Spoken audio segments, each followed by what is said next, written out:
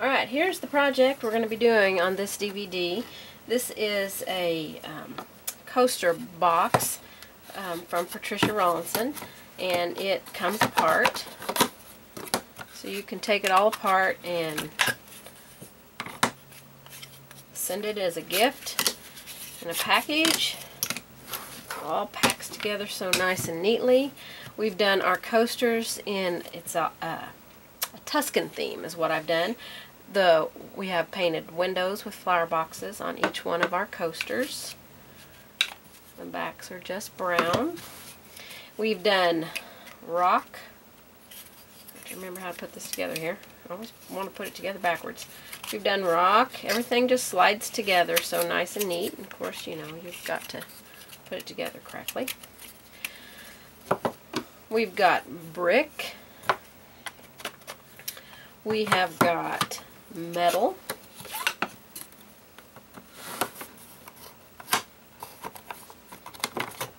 Oops.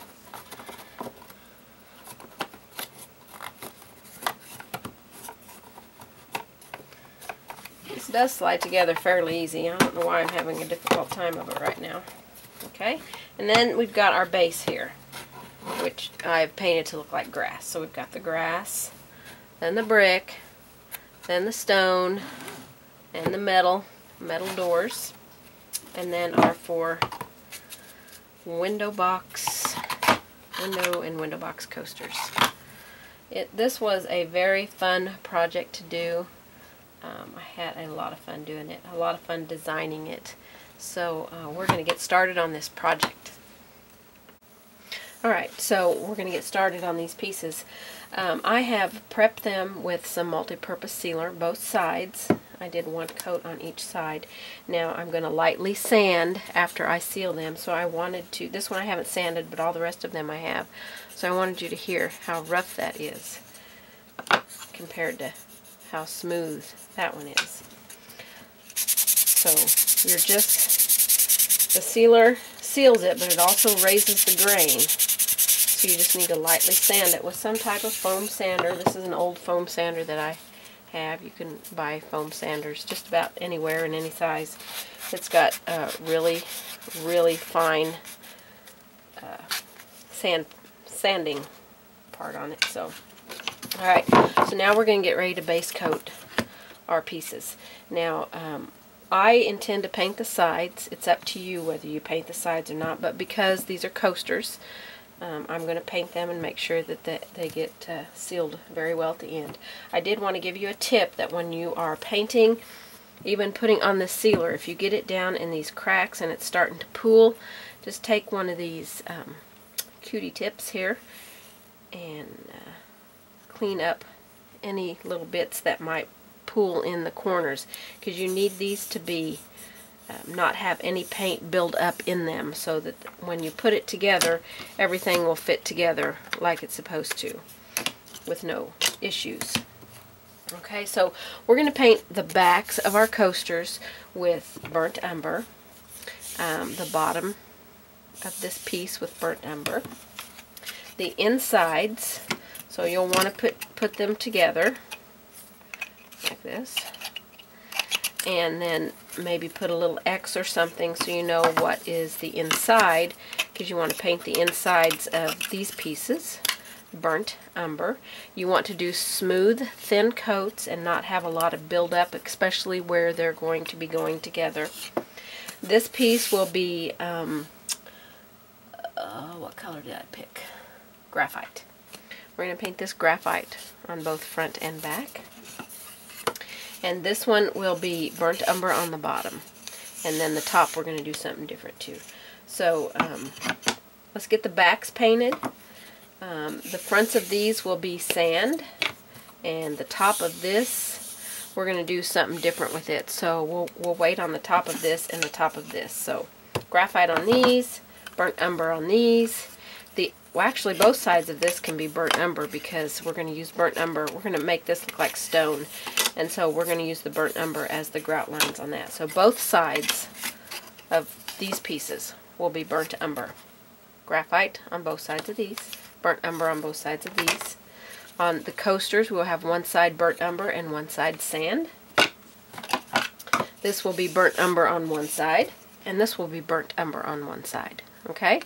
And then we'll work on the tops of these later. So let's get those base coats on. Remember to use your cutie if you get paint in the grooves anywhere. You want to get that out as soon as you can. You don't want it to build up in there. And then we'll come back and get started. Alright, I just wanted to show you on this particular piece here because it is so intricate right here. It's better if you can use some kind of inking pad to do it so that you can tap the paint on. So I dampened my ink pad first. You don't have to do that. I just like to do it because I think it makes the paint come out a little bit easier when I go to wash it. And then just tap it on there, and that will keep it from going down in those grooves and building up paint down in there. Okay, and then you can just take your brush and finish painting the rest of it, but I just wanted to give that tip to you. Alright, let's get started on the base piece here. I've got the back painted with the burnt umber.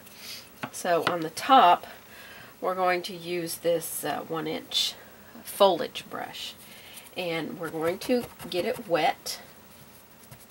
And I've got on my palette black green, Hauser light green, avocado dip, and rookwood red. And these are the colors we're going to use for the grassy area. This is going to be grass, and then the next layer will be brick, and then we'll have stone and metal. So we'll have all of our substances on this. So I just tapped into my paint. My brush is wet, not sopping wet, just damp. And so I'm tapping in some black green. I'm going to lose bristles with this brush. Stiff brushes seem to lose bristles. I'm going to pick up some green, some Hauser light green. I'm just going to pick up random colors and tap them in. Now I'll have to do this 2 times, so I'm not going to worry about getting it, you know, perfect the first time, because it won't cover completely the first time. But I do want to get the basic grass in here. You can paint your edges with the burnt umber. You can leave them plain because the edges are rather dark, or you can bring your grass over the edges and paint the grass over the edges, which is what I think I will do with this.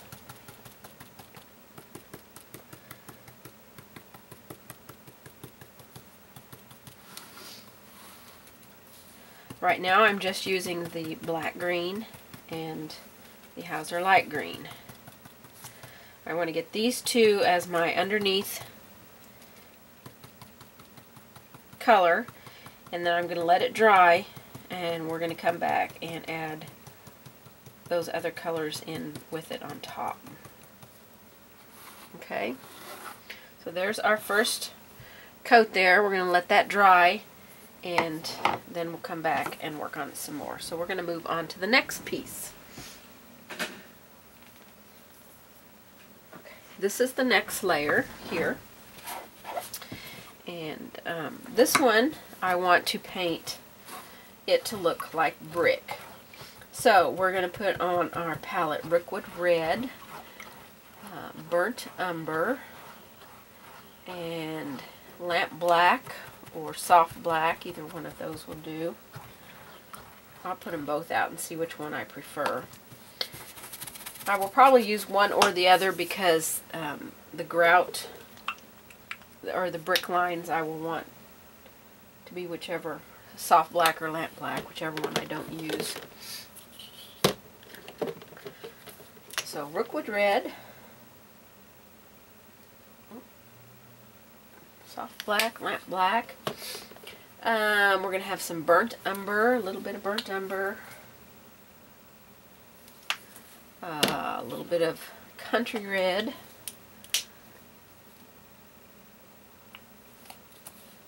and I may put a little touch of either antique gold or sand. I'm not sure which one of these I want to use, so I'll put a little bit of both out. You won't need very much paint because this isn't a very big surface. Okay, I'm going to use that same foliage brush. I've washed it out. Okay, and we're going to do the same technique on here. We're going to get the foundation for the brick, and then we're going to come back and add the lines and stuff. So I'm going to start with the Rookwood Red. And we're just going to start tapping that on. You want to make sure that it doesn't get thick down in the grooves. So if it does, take one of your little cutie tips and clean that up a little bit. So I'm going to pick up some soft black. I'm going to just tap that in here and there. And we'll have to do this 2 times, just like the grass. Now, you know, if you want, you can just base coat it with the Rookwood Red and then come back and add this on top. But I like creating the texture and making it look, you know, a little more rustic. So I don't want that smooth look underneath. I want it to stay more rustic.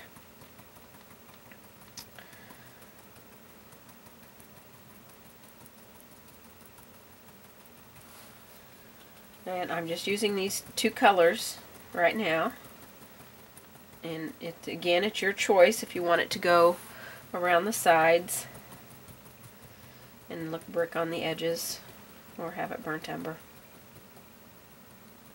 Okay, so we've got a pretty good foundation right here. Bristle there. To start our brick with. Okay? So, I'm going to put this aside and let it dry, and we're going to move on to the stones.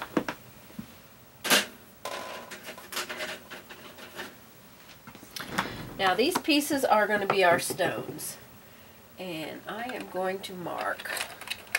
I'm going to put it together.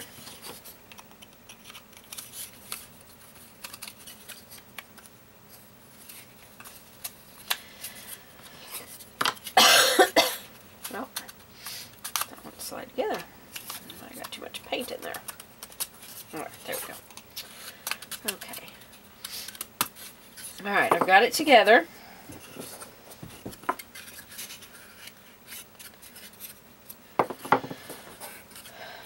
Something is not quite right here.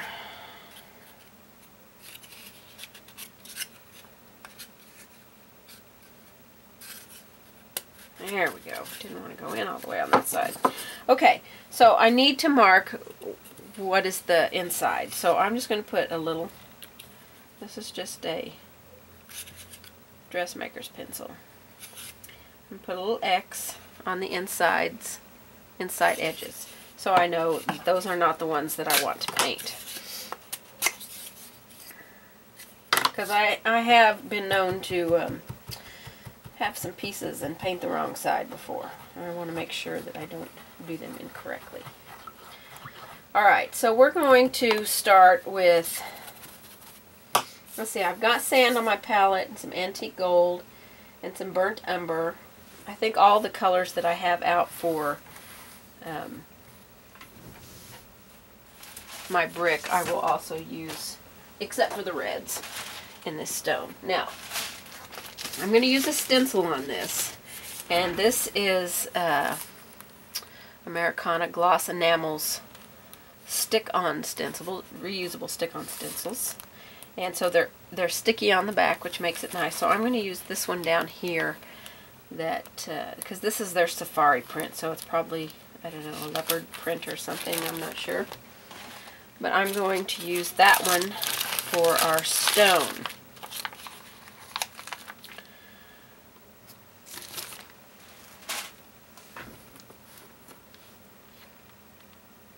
So just put it on here anywhere you want.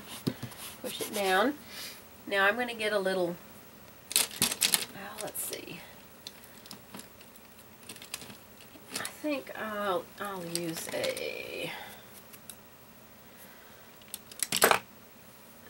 one of these dome little stiff brushes, because I want to make sure that I don't get, you know, it shouldn't go underneath because, you know, it's stuck down. Make sure you're on camera here.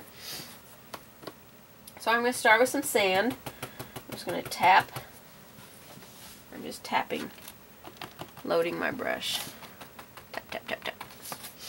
Right there on the dry brush. It's not wet. So we're just going to start tapping this on random areas. Try not to go over your edge line.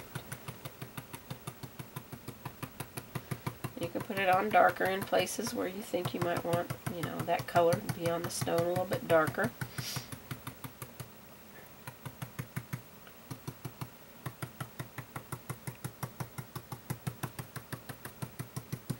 Okay, I'm going to go pick up a little bit of antique gold. Tap some of that in there.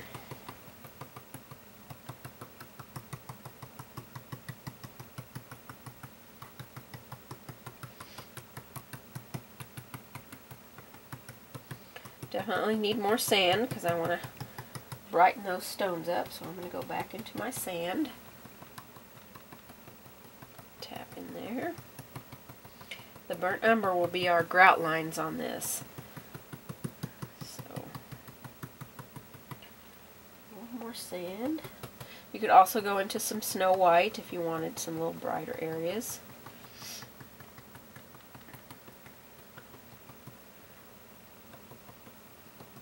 Okay, I'm going to get just a little bit of rookwood red. Put some of that in some random places on here. I don't want it to blend so much with the sand, so if you see it start becoming pink, go pick up some more. You want to keep it that red. You don't want that pink in there. I think on the camera it looks a little pink, but in front of me here it looks a little more red. So we'll see when it dries. Okay, I'm going to wipe that paint out of my brush. And I want to pick up a little bit of Hauser light green. And this will just be in some random places. You know, like some mossy areas.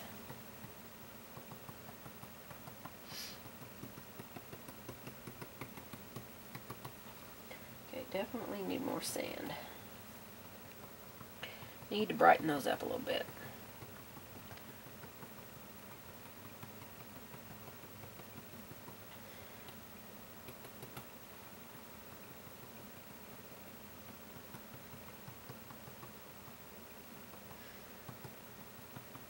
Okay. Alright, I'm ready to remove this to see how it looks. Pretty awesome! I love it! Okay, so we're going to do this all the way across this, and on the edge pieces I'm going to get the second coats on the other, on the grass and on the brick layer, and then we're going to come back and get some detail going. Alright, so I want to get a second coat on these two pieces right here.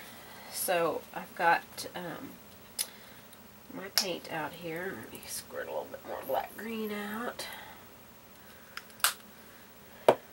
And we're going to start adding a little bit more depth to it. So I'm going to start tapping in randomly some black green.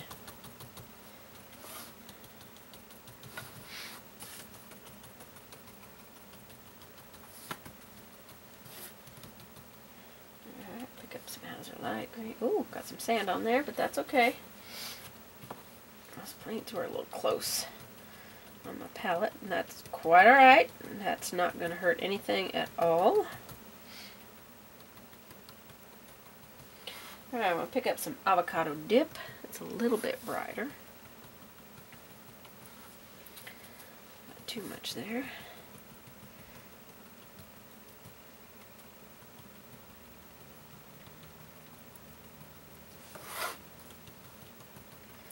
It's just a gentle tapping and blending, picking up paint, tap, blend a little bit. You don't want to overblend because you don't want it to look muddy.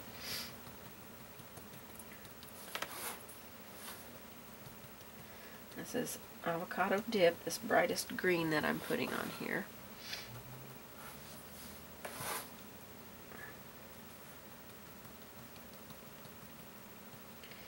Okay, I'm going to go and pick up a little bit of antique gold. Some gold is in here.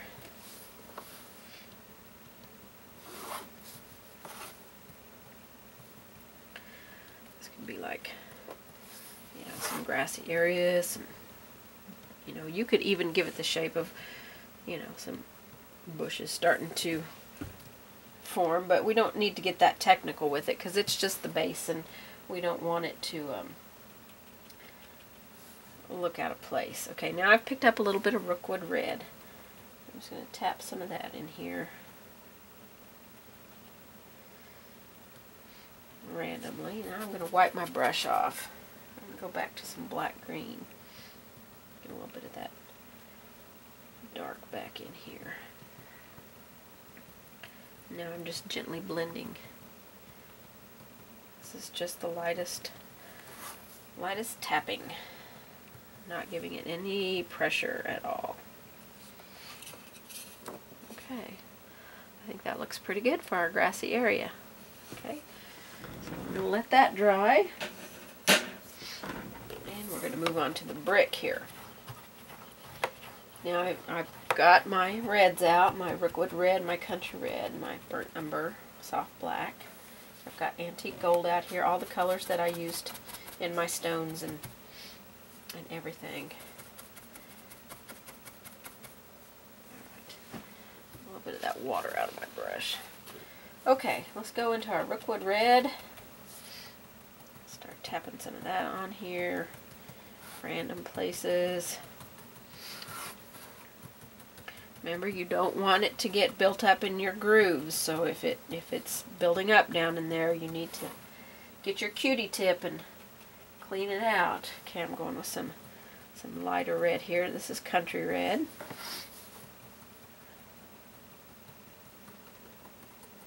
And I will do the sides of mine as well. Alright, I'm going to go into some Soft Black.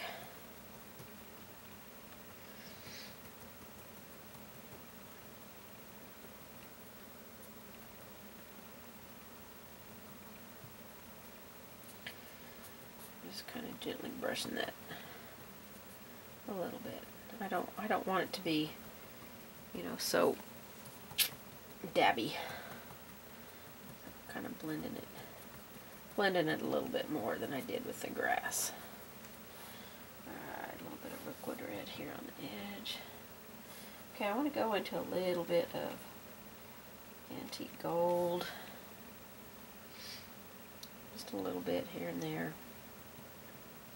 Okay, I'm going to wipe the excess off my brush because now I want to kind of blend that down in there. You don't want to over blend it, you want to still see the color.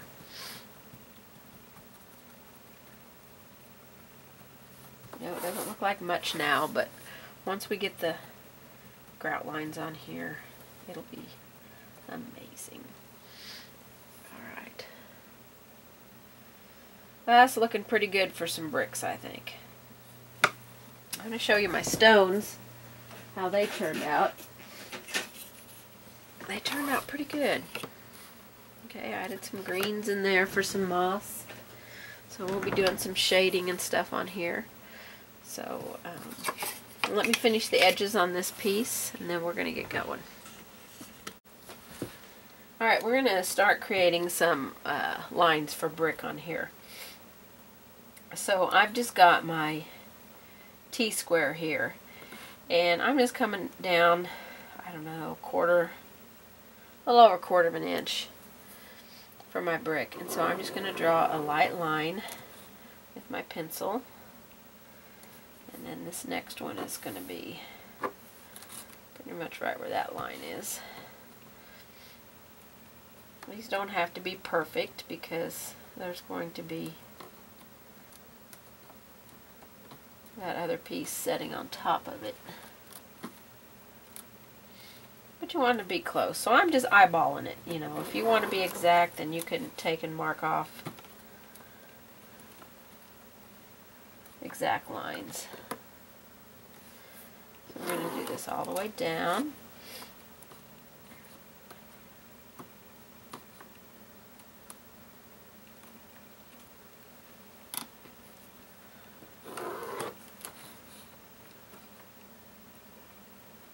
See, my bricks are not all going to be the same size. Well, that's okay.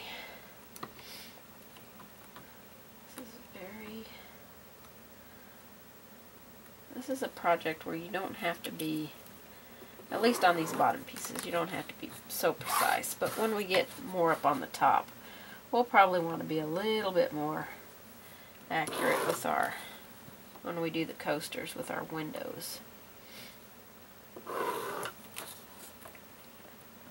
One more line here. I am not going to worry about the lines that go down. We will create those as we go here. Alright. I'm going to put this up on something a little bit higher so you can see. A little bit better. Zoom out. Yeah, maybe that wasn't as good. Nope, I'm going to have to adjust my camera. Alright, I've got you up on my little easel here so that you can see a little bit better. So I'm going to put some lamp black out on my palette, and I'm going to use a 10-0 liner brush. One of my favorite brushes to use. I've got a bristle in here. I'm trying to scrape that out of there. So it's just a 10-0 liner brush. And I can see right here that this brick, this row of brick, is much wider than some of the other rows. So I may have to adjust this line here a little bit. So let me do that real quick. Let's make this one a little bit wider, I think. Oops. My T-square slipped. Try and keep it straight this time. Alright. Take my eraser here. Erase all my errors. I don't think I helped that, so let me just erase the whole thing. Let me draw that line, because that is just crooked as all get out. I think we'll have to make that 2 rows instead of 1.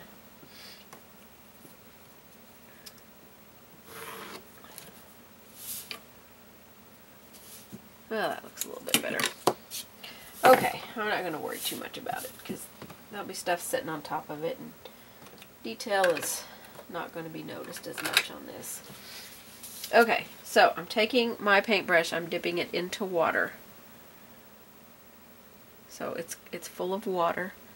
I'm dipping it into my paint, pulling it out, making it inky consistency. Okay, I want the paint right here to be inky. Alright, so I'm going to go wash my brush because it's full of water and paint, and I don't want it that full. And then I'll just go load it and start painting in these grout lines. Now we can make some a little bit wider. You know, just you be the judge of how your grout lines look. We don't want them to be perfectly straight, because I don't know if you have brick in or on your house, but if you look at it, grout lines are not, even on tile floors, grout lines, well, I guess that depends on the tile, because we have some tile that's got pretty straight edges, so, but your grout lines are not normally going to be straight. I mean, you know, smooth straight. They'll have some imperfections. So now we just want to start creating our brick. The size of your brick. Now you can go along and mark off if you want. I'm just kind of eyeballing it. I have to get a different brush. This one has a wild bristle hair. Oh, that brick's a lot narrower than the rest. Okay, so we're just going to go along and make all of our bricks. So I want to make our next grout line here. Mix up a little bit more paint. And normally the grout line would go right along that edge right there, but since we can't really see it, we won't worry about it. So we're going to go in between the ones that we did here.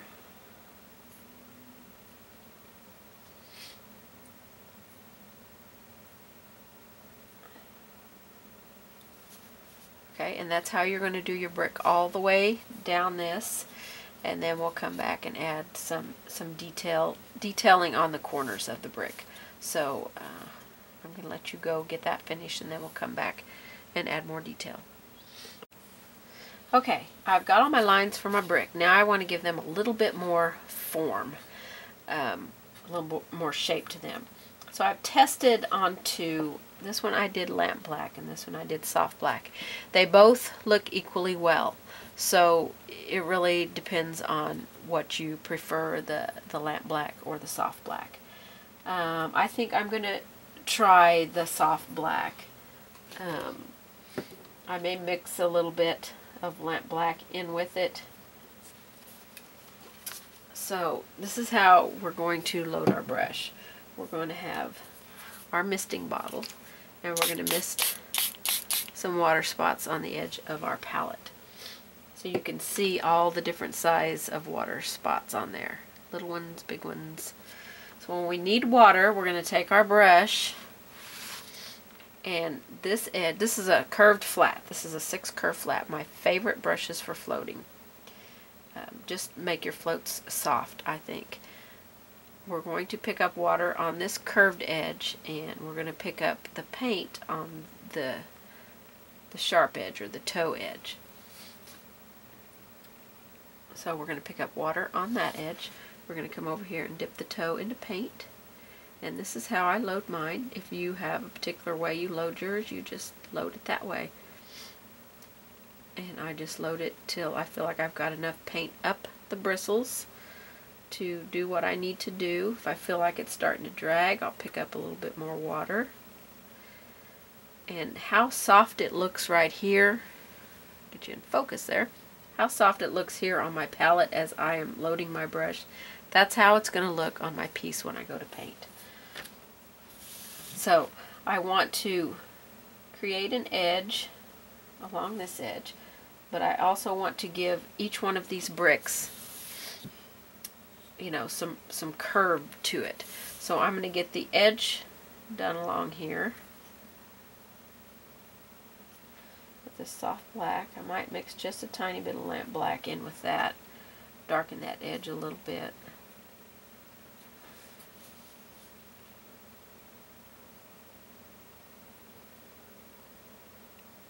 Picking up water drops, loading my brush when I'm away. I'm loading. Okay, so we've got that outer edge done there. So now I want to come back in and do along the grout line. I know this may seem a little tedious, but you want as much detail as possible, even though this is going to be covered up, most of it. You know, when you take it apart and store it, you want to see that great detail work that you did. And especially if you give it as a gift, you want them to be able to see that. I do a lot of coaster sets for housewarming gifts and for, you know, gifts for different occasions. So we're going to go all along each row. We're going to shade on each side of it, and then when that is dry, if you want, you can come back and curve a little bit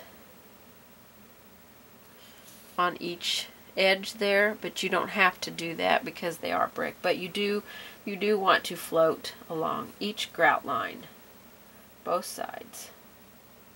So whether you curve it or keep it straight, that's up to you. Depends on how old you want your bricks to look. You know, the older ones were more, you know, rounded on the edges, you know, as they aged and stuff. So that's definitely going to be a personal preference for you. So I'm going to let you go get that done. We're going to come and add just a little bit of highlighting detail to these, and then we'll move on. Alright, I'm going to start adding a little bit of highlight to them. I've got a 1/4 inch crescent brush. It's a little stiff bristle brush. I'm using it dry.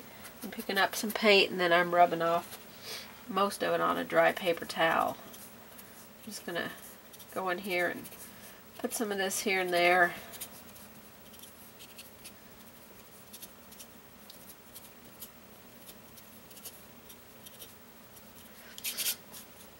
my bricks got a little dark after I got them all shaded, so I'm going to come back with some country red on that same brush.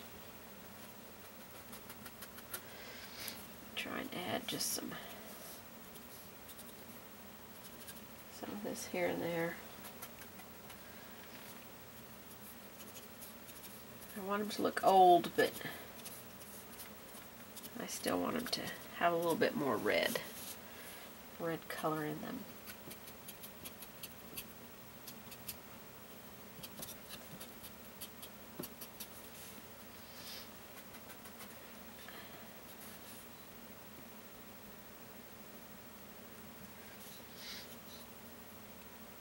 Okay, I think I want to put some more of that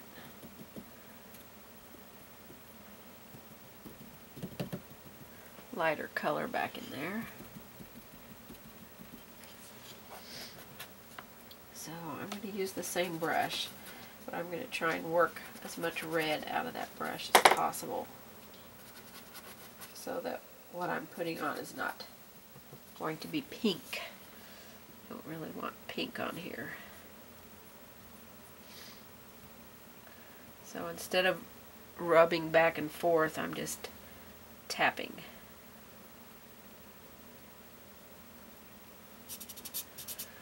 Keep it out of my grout. Or mortar. I guess it would be mortar on bricks, not grout. So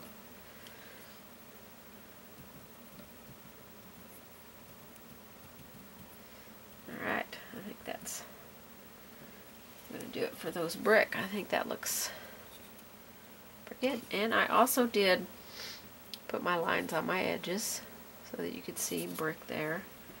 So I might add a little bit of this in there, on here, not too much.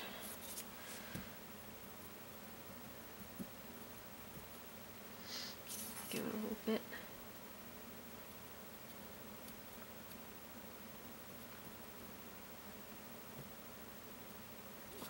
That was a lot. A little more than I wanted right there, but that's okay.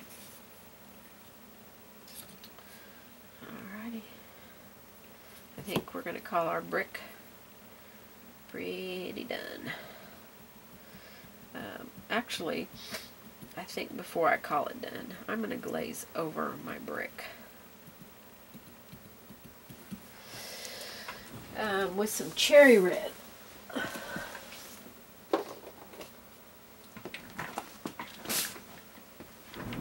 I love cherry red for glazing. It just makes everything pop. So I want to get a flat brush. Excuse me, pretty good size flat brush. I'm going to wake my brush up first. Gotta wake your brushes up. Okay, I've got some water. I'm going to just start pulling that out and getting a nice sheer glaze. We don't want it very dark because we don't want it to take over. I'm going to touch my paper towel to get excess water out, and I'm just going to glaze right over my bricks here. Brighten them up a little bit.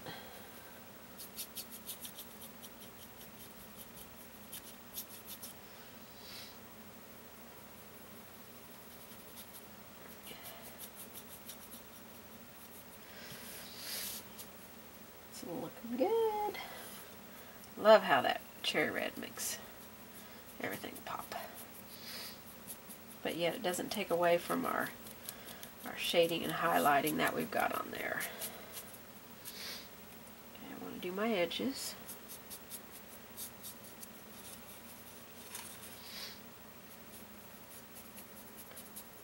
You saw that it was mostly water, not very much paint, very transparent color. I would say I'm a good 90% water and 10% paint here. Last edge. Okay. There's our brick. Looks like pretty old age brick. Okay, so we're going to call this one good. Alright, now we want to move on to our stones here. We need to shade the outer edges of this. And I am going to use soft black. I'm going to use a larger curved flat this time. I'm going to use a number 12.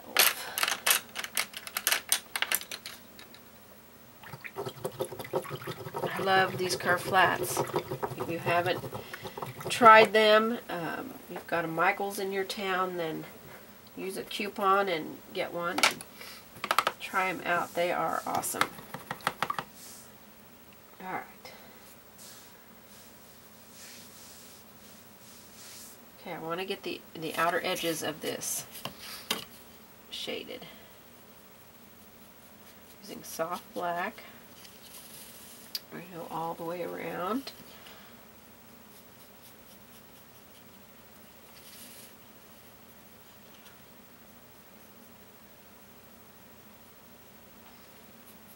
Now that edge right there wasn't completely dry, so I should have technically started down here. Need more water here. Brush is a little dry. Because you don't ever want to go through a float that's not dry, because you will just take it right off and then you'll have to start all over with your float again. I want to go around this piece here. Hope I'm keeping you on camera there.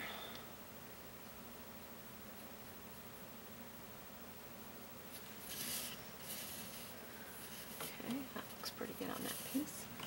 Let's move on to the next one.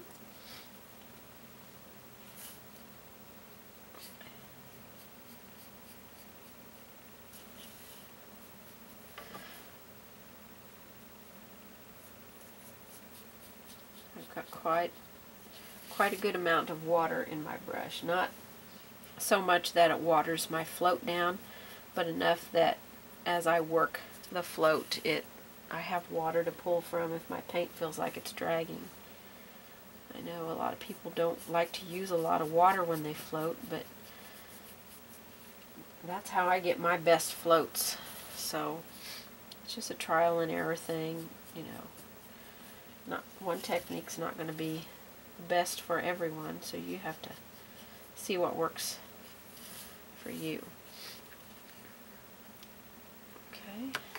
Not really liking that line right through there, but can't really do much about it.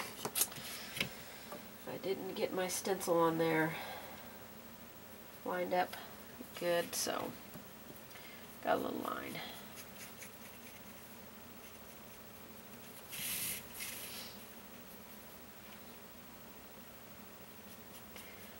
I'm basing this pattern on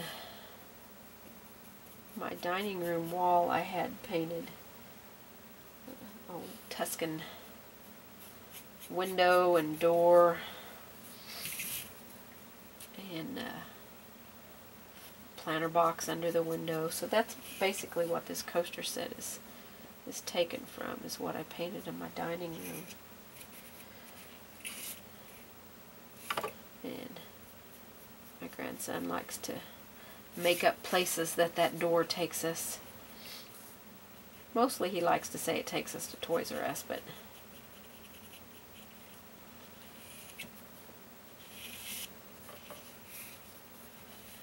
get along the top here. Make sure I've gotten all my edges.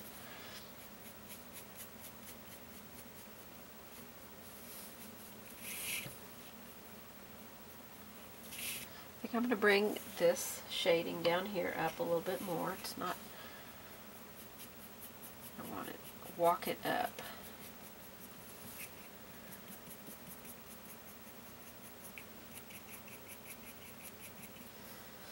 I've got a mop brush here, so I'm going to gently mop that to soften it.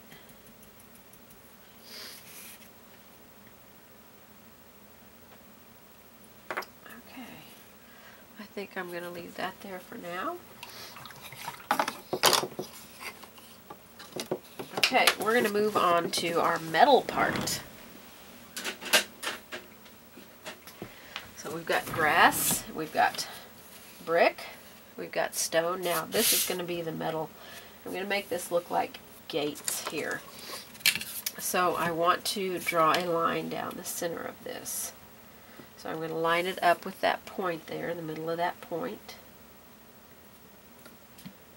Make sure my T-square is setting on there straight, not cockeyed. Okay, now I'm going to take my dressmaker's pencil. I like using my dressmaker's pencil because it will erase with paint or water, and I don't have to worry about it getting set in with paint. Okay, so that's going to be our two doors. Okay. Now, we can have some handles on here if we want.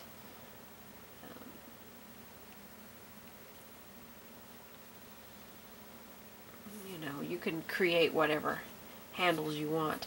I think these areas here, I will shade around them and give them the illusion that they are like the hinges. You won't really see much of that because of, you know, where they will be. I want to line up here and create a place as well, because this is where the door will fold back.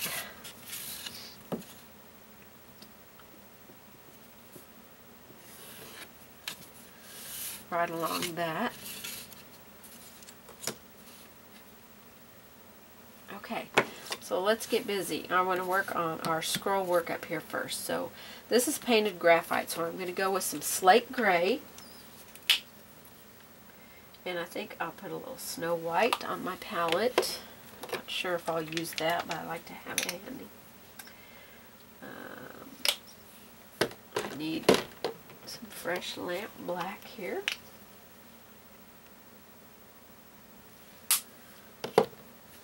Okay, we're going to use a good round brush. So whatever your preference for a good round brush is, I love Winsor Newton brushes. I just think they're the best brushes ever. They're round brushes.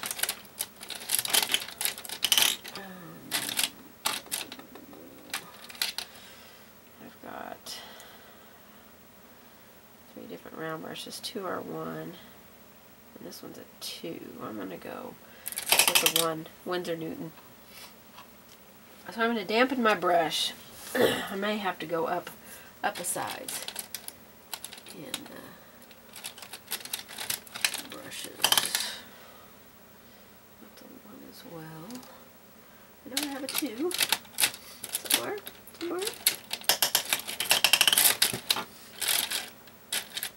Cleaned all my brushes today, and now I get to find the brush that I want. Finding everything but. Alright, well, let's just go with this 2 here. Don't want to waste camera time trying to figure this out. So I'm going to go into some slate gray here. And I want to create the sort of metal look. So it's going to be kind of dry brushed. We're going to come back in and add some russet in here and make it look rusty. So I'm just going to create some dry brushed areas. I'm following the pattern that is on here. This will just give you some illusion of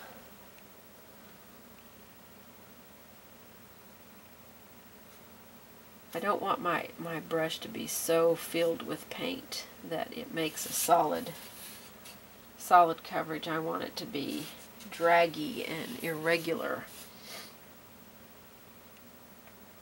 I'm not really sure what some of these shapes are intended to be, so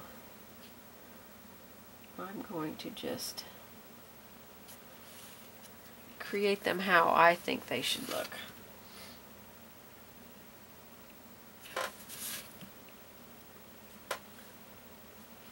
So this is slate gray.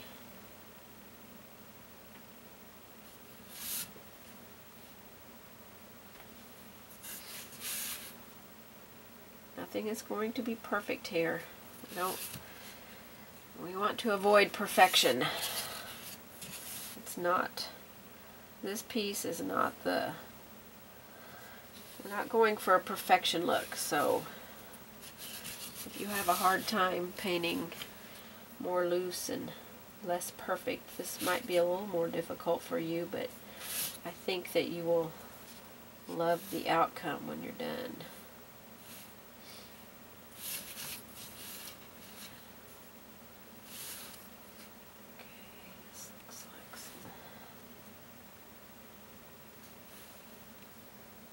Water. Let's go up here. That was a little darker than what I wanted. So I think I'll touch that back with my finger and lighten that up.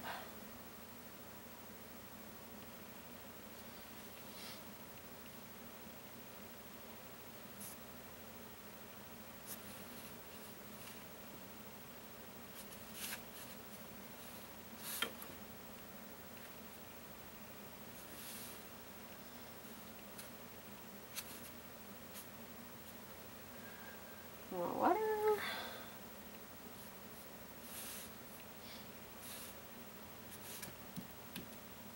Dark there. Okay, we're getting the look of metal there. Okay, so I want to come back with some black. I want to do the same thing next to that. Just kind of draggy.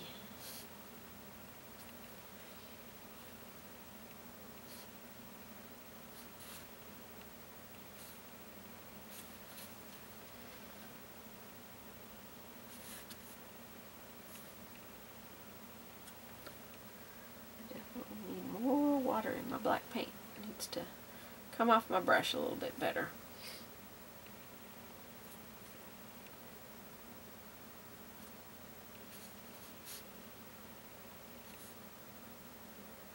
Remember, we don't want this to be perfect. This needs to look like it's been here for a while. We're going to come back and add some patina looking rust to it. This is all draggy. Nothing perfect. Make sure I haven't missed any areas.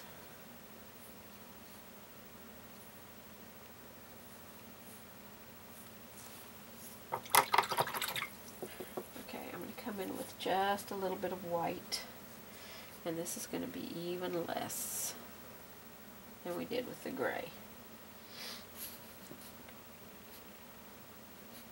It's going to be definitely random.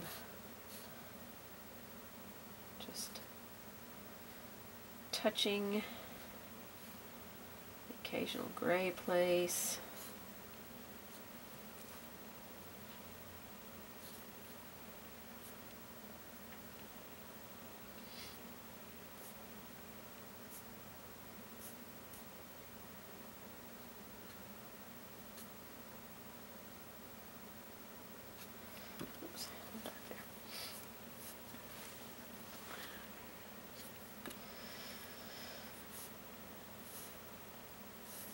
Alright,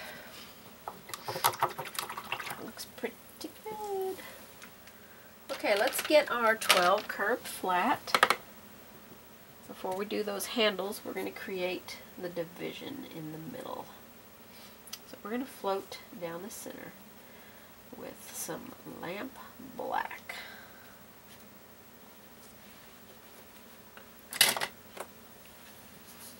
So we're going to start up here.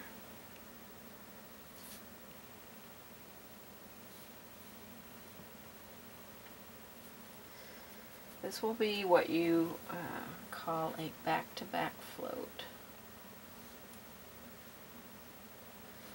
I'm going to go down this edge. I'm going to take my mop brush and mop along that quickly. Okay, I want to do over here. I'm going to float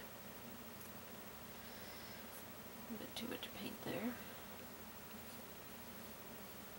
If you're worried about your lines being not straight, then you can use some Scotch tape and tape along that edge if you want.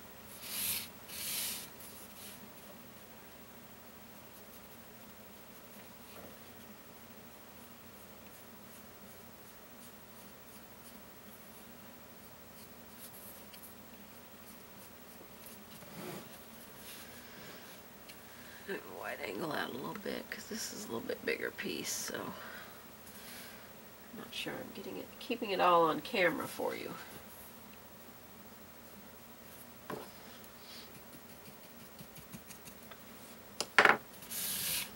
Okay, now these pieces out here are going to be separated. So I'm just going to draw a straight line there. Float a straight line, I guess I should say. And a straight line here. And I will do a back-to-back float on those as well. Okay, so we're ready to do the opposite side in the center. Get some more water drops on my palette here. I want to have plenty of water, but not too much water. You get too much water, then your float will end up being much wider than you want it to be and much lighter than you want it to be. So you've got to find that fine line. And we're going to try and go right next to it, but not overlap it. And then mop, mop, mop. Oops, got my paint. I'll take that off. And gently like that. Alright, so now we want to go on the bottom here.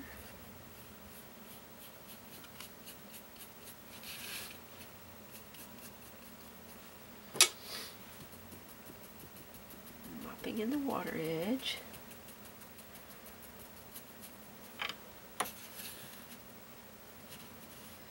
Okay, now this, the outer edges we want to float as well, so we want to try and keep this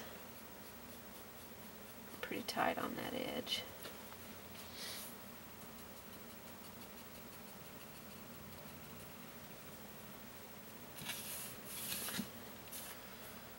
I'm going to do the back-to-back float on this while I'm here.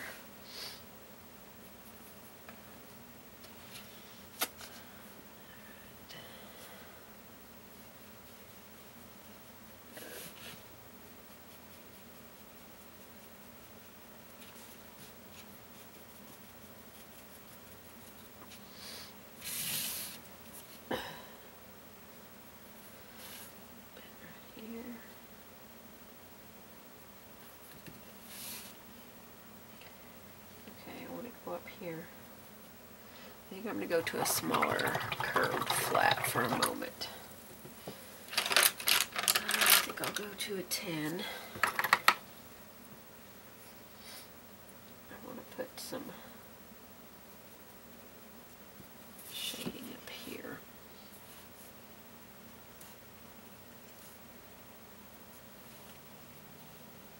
That should be on this side.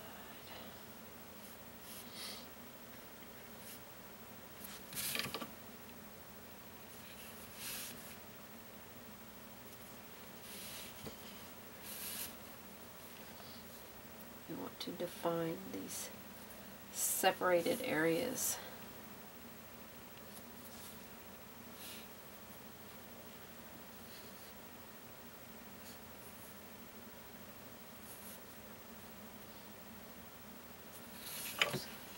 Water.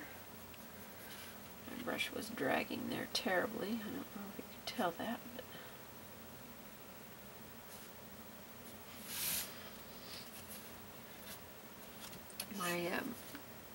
well, it looks much better on camera than it does in front of me. I couldn't really see my painted dividing line there, but it shows up well on camera.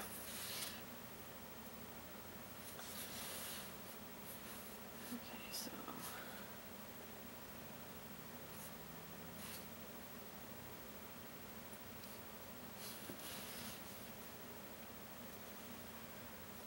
let's see, what else do we need here? Got that.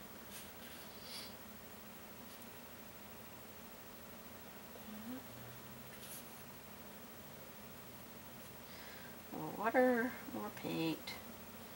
Definitely dry.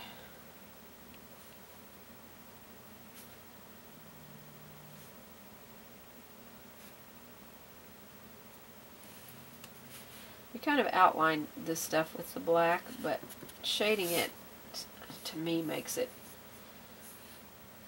pop more.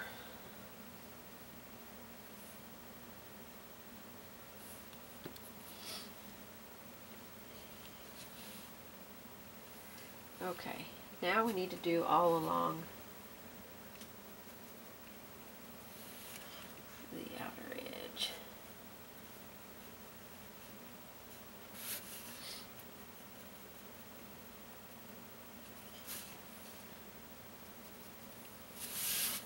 Tapping it more because of the irregularities, excuse me, of the edge itself. I want to make sure that I hit all the edges.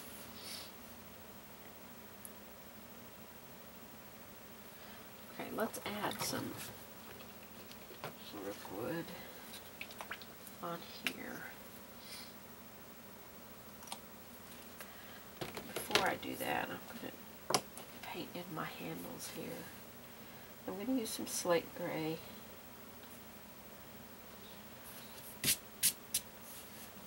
To define them, and then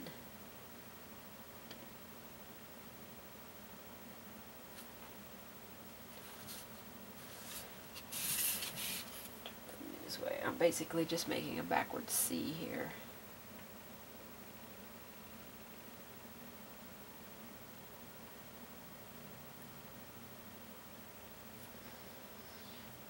The same height would be good.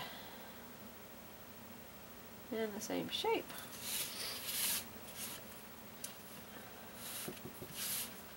Well, this is how you correct that. You can either take your graphite paint that you basted in, or you can take a damp brush and erase back a little bit. You can even use one of those jute tips and do the same thing.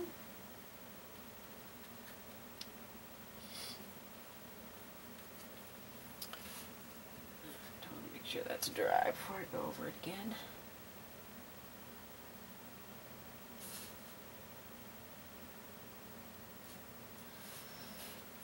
Okay. Let me erase this line here. The graphite line in the middle is kind of bothering me. Okay, while those dry, I want to take some slate gray and mix a little bit of lamp black in with it, not too much. And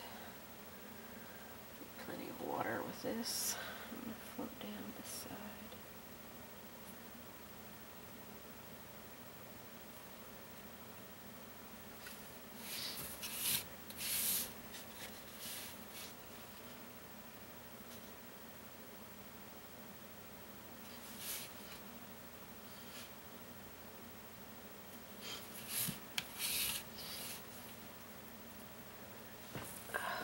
To shade back at the very top edge because I don't want that to bend the bottom edge. I want that to be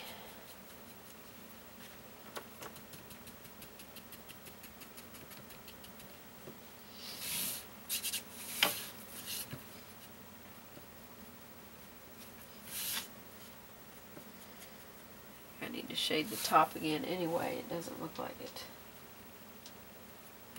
got near as dark as what I wanted it to be.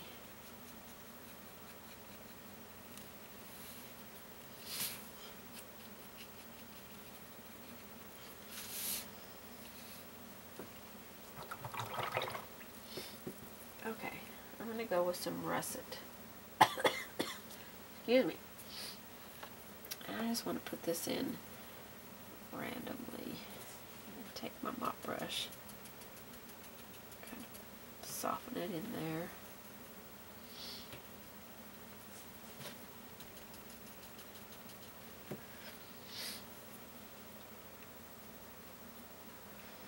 You want some rusty edges, a little bit darker.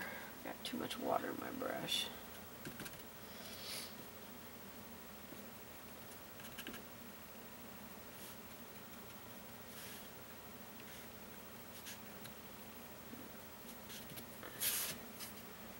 Put it down the center. I've got to make sure it's at the center line where the two doors.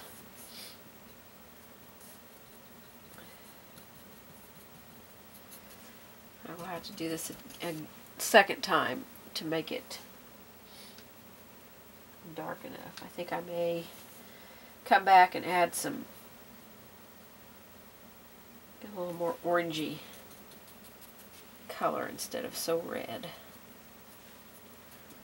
This will be rusty kind of around these hinges.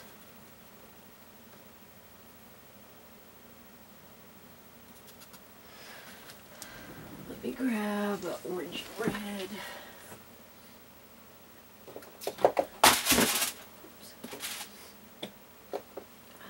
Let's see what autumn red looks like.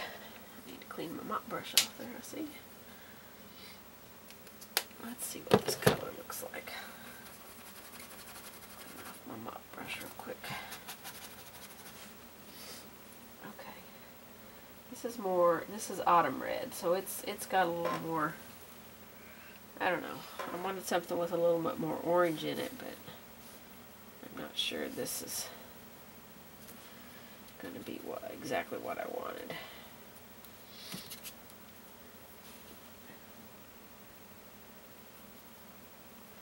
Some of it up here, see how this looks.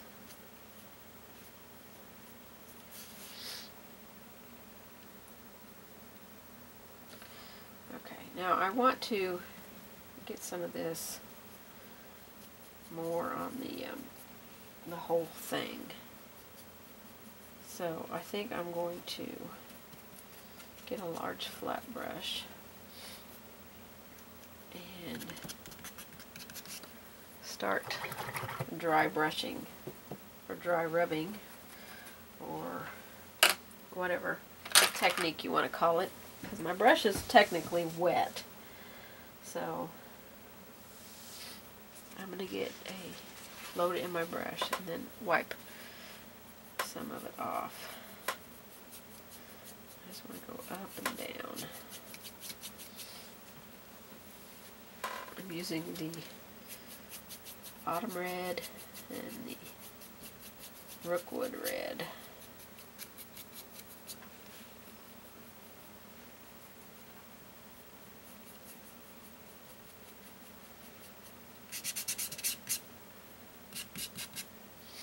I'm going to come back in with some of the black and the slate gray and put some of that on here.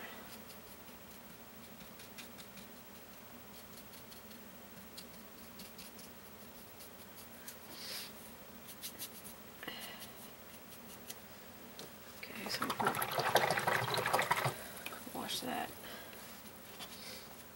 I'm going to go with some black. I'm just going to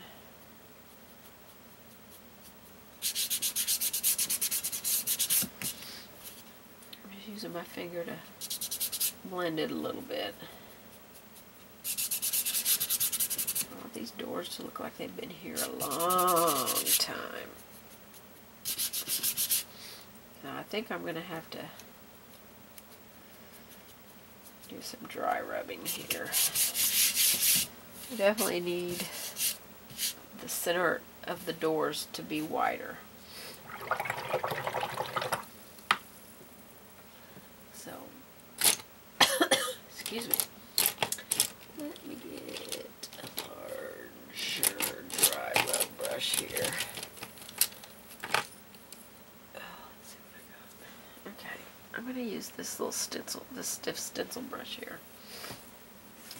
It's a medium-sized stencil brush. I'm going to take, I think I'll try some of the red first.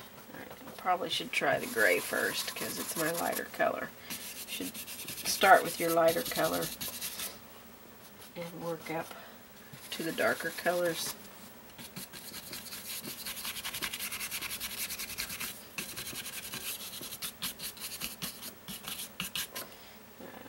Some black, some fresh black here.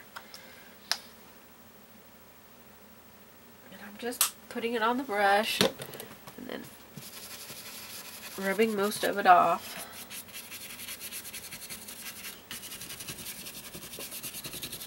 And scrubbing it on there.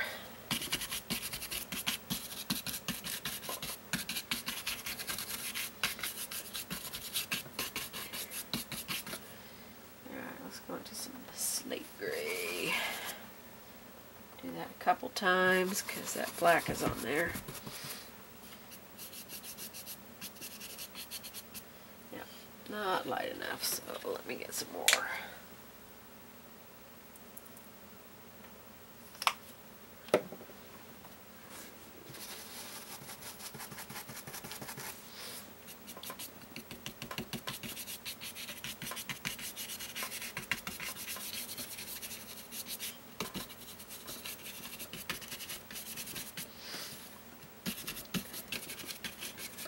I just really want these doors to look as old as possible. Alright, put some green in there. Not really sure which green, but I'll mix it with some black and maybe that will get it just right.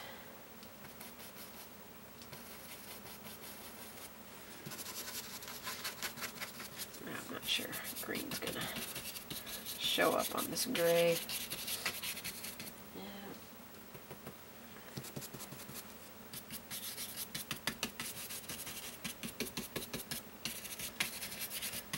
I'm gonna have to go back and float all my shading areas.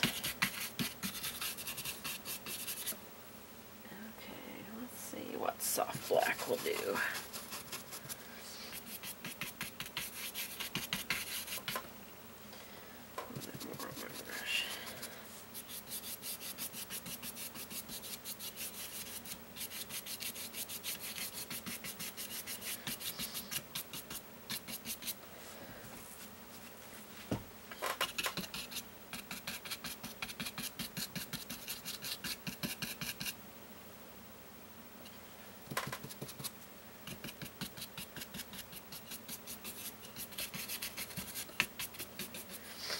Alright, those doors looking old, looking pretty old to me.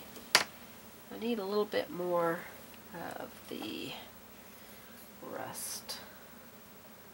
rusty orange color. I need it to be just a little brighter.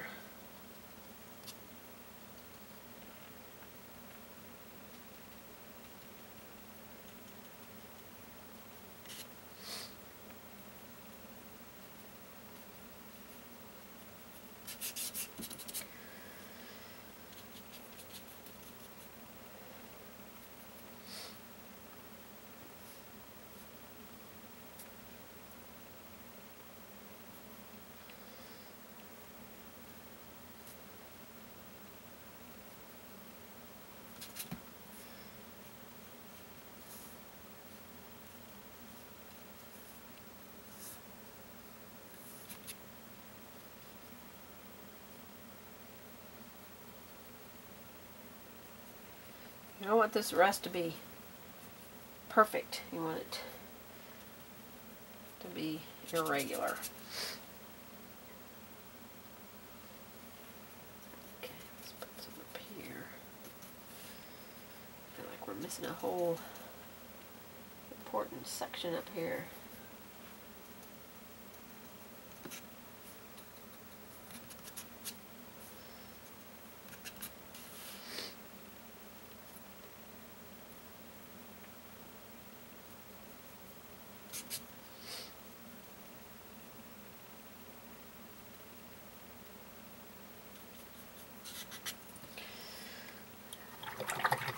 Let me float down the center again here.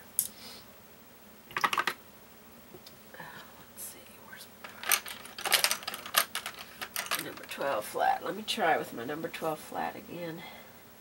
I have to go with a large flat brush here. Get my mop brush handy. I definitely want that to be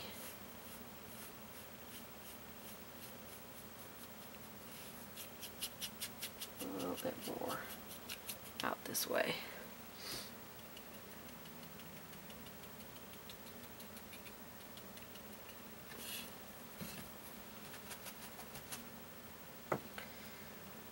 Let's do the other side.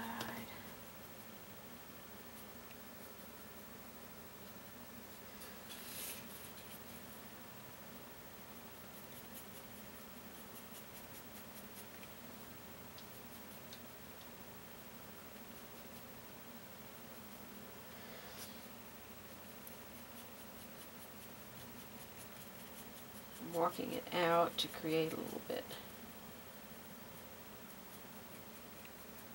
darker, wider dark area.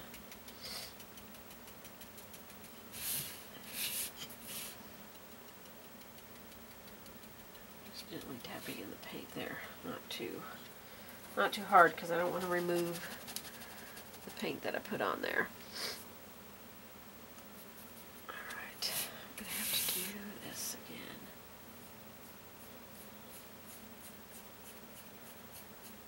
I'm kind of creating this as I go, so now you've seen the mistakes that I've made, that I should have done all my shading after I did the aging process.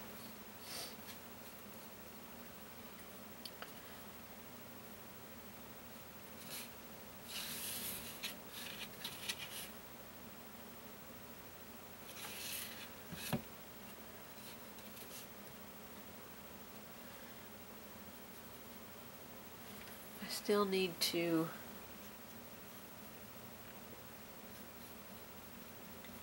make that separation in the doors more defined. So I think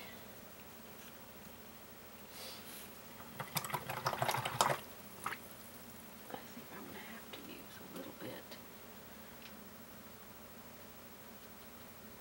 Way too much water here. A little bit of slate gray, a little bit of black. I need some type of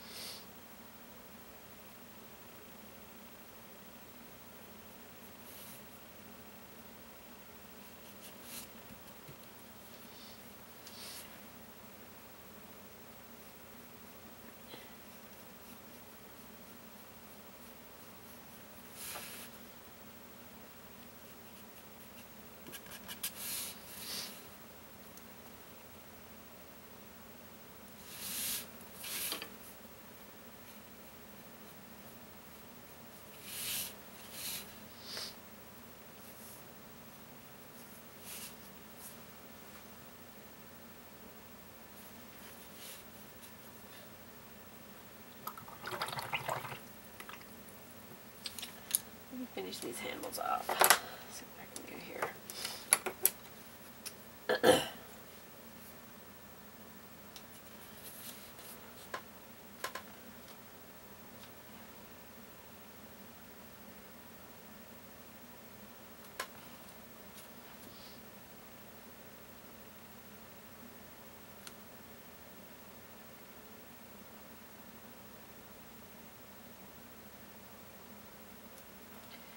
Alright, let me go into some black. Put that on here.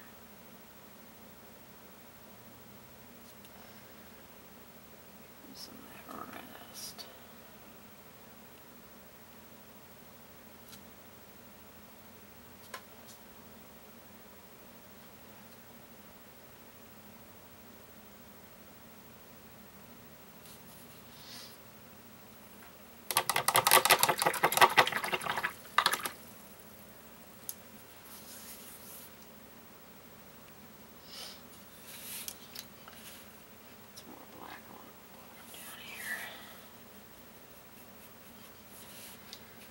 Lot of water in my brush.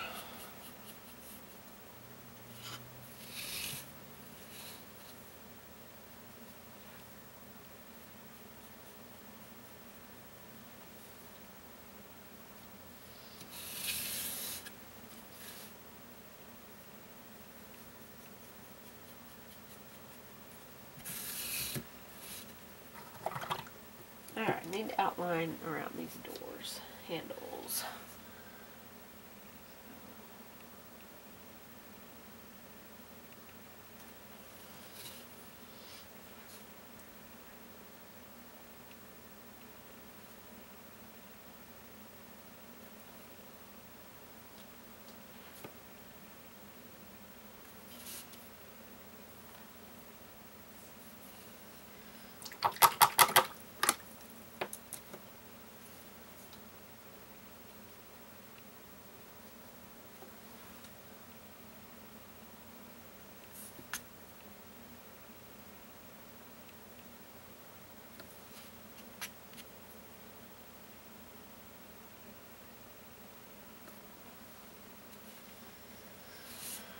Oh, this is kind of like a shadow around the handles.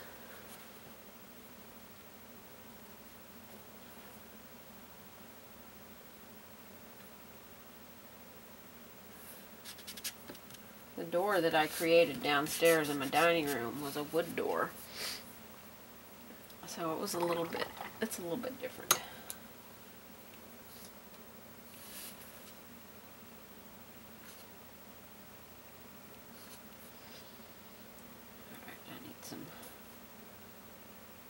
Just a little bit of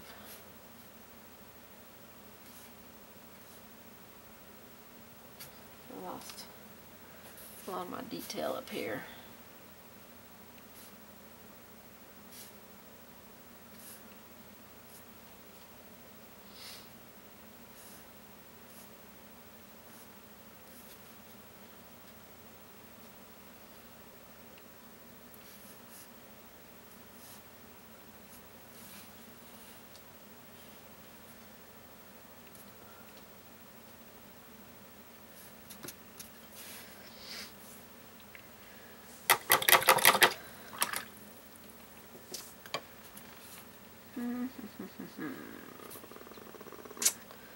Not really sure about those door handles.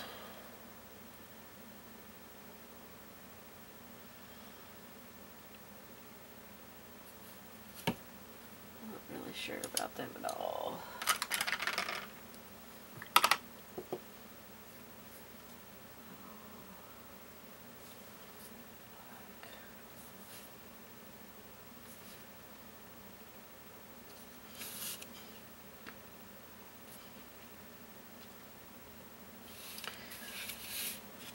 Try and shade along one edge, see if that helps.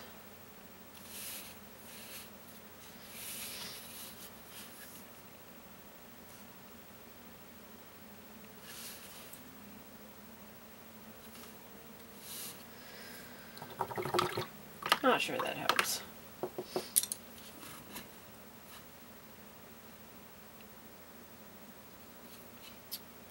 Okay, I need more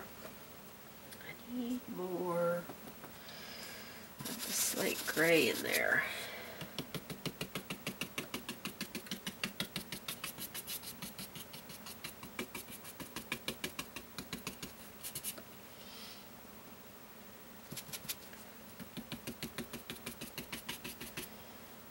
If you're getting this DVD, you're seeing my a little bit of my design process.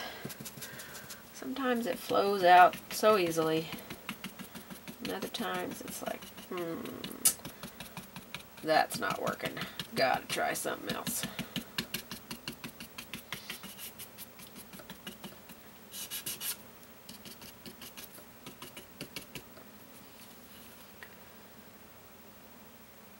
Well, I don't really like the handles, but it's looking pretty good so far. Might just add one more layer of that red on there.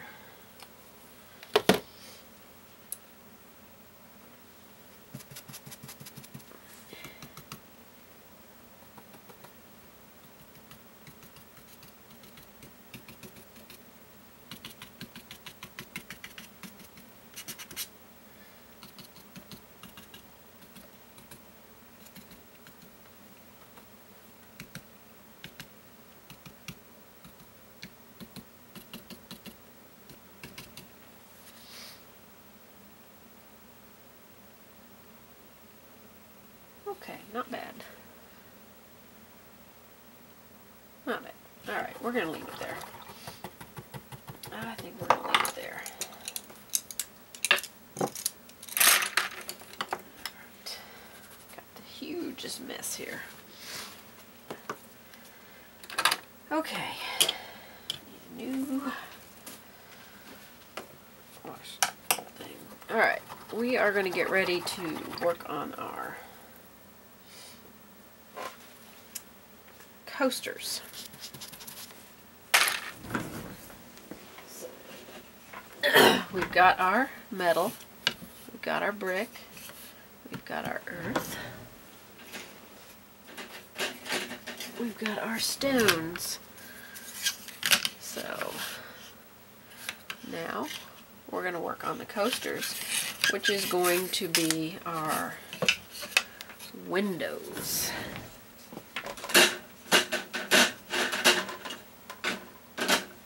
Okay, so I've got the back base coated with burnt umber and the top with sand. Alright, I wanted to show you what I am basing this coaster set off of. This is my dining room wall that I painted, and this window right here is what we're going to be doing our coasters similar to that window right there. And I think it's going to be a lot of fun. It's going to be much easier than you think it would be. So we're going to get started on the coasters. I want to glaze on top of this to make this look more aged, stucco-y.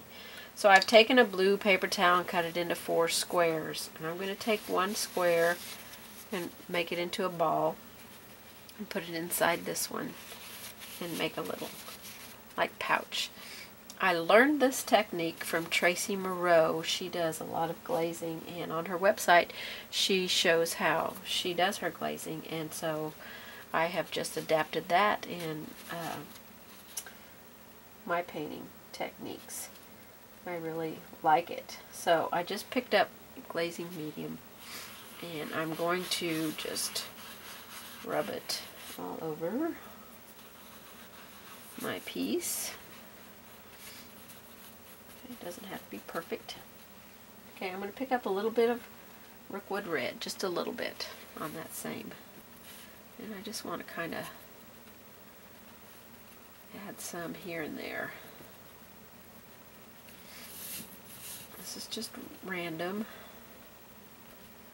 Nothing perfect. I'm going to pick up on an opposite corner, one of the sides, some burnt umber. And I want to add that in here. I definitely want that more on the outer edges. I probably should put this one on first because now I can't see my red, but that's okay. We can go back. When I pick up glazing medium, as it feels like it's getting, like it's not moving, I want to be able to move it. The glazing medium lets you move it, and Gives you a little bit more time to work with the paint.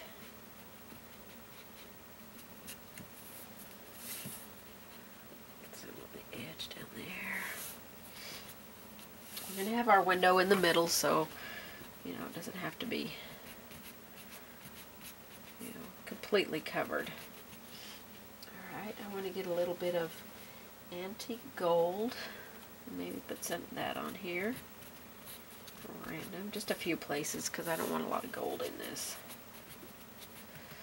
And I want to add one more color to this. I guess some Hauser light green I'll try. That last little edge. Put some green on here, not too much.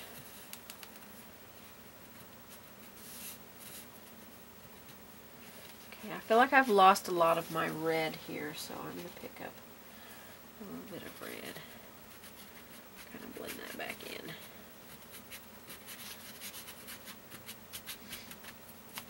Okay, now when you get done with it, if you feel like you've lost way too much of your sand, I'm going to take this paper towel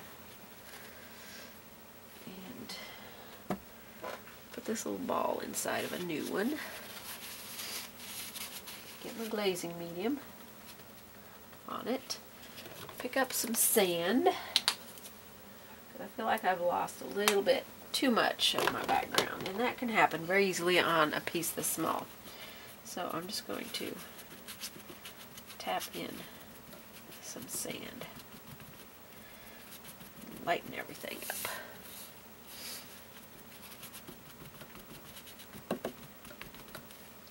Glazing medium so I can move it a little bit better. I don't want to cover up everything, but I just want a little bit lighter, a little bit. We're going to come back in the end and probably float around the edges some, but with that burnt umber. So you want just kind of a really aged, old world look to your coaster. Okay, and we've got to let these dry completely, and then we're going to get our pattern transferred on and get these coasters painted up. Alright, I've got all my base coats on my coaster. This is a lamp black, Hauser light green, sand, and cocoa. And then I just transferred my lines for my boards and my window panes and stuff. Now, you can transfer the pattern on, or you can, you know, measure and mark with, you know, your T-square, however is easiest for you. And you can tape off each section with Scotch tape if you want. I didn't. I want mine to look more worn and aged, you know, the shutters and everything. So I didn't really do that. I just kind of put the lines on there and then painted it in. So that will definitely be a personal preference for whatever you prefer to do. Now I want to start up here on this. This is going to be like a piece of marble that's over the window. So I want to add some, I've got on my palette cocoa, antique gold, graphite, and rookwood red. And we're just going to create some little marbling, not necessarily marbling, but some irregularities and different colors within this piece of marble here. So I'm just tapping in some cocoa. I've just got it on one corner of my brush, and I've got water on the other side, so if I need to blend I can. Okay, now I'm going to wipe that off and pick up a little bit of antique gold. It's not going to look much different than that cocoa, it doesn't look like. So I'm going to just gently brush across that, lightly blend that in. Okay, I'm going to wash that color off. I want to get just a little bit of red, that rookwood red. I just want to put some of that color in here. It's just a dabbing motion, just dab and kind of blend. I'm just going to take the water edge and soften that. I'm going to put just a little bit of graphite in here, not much.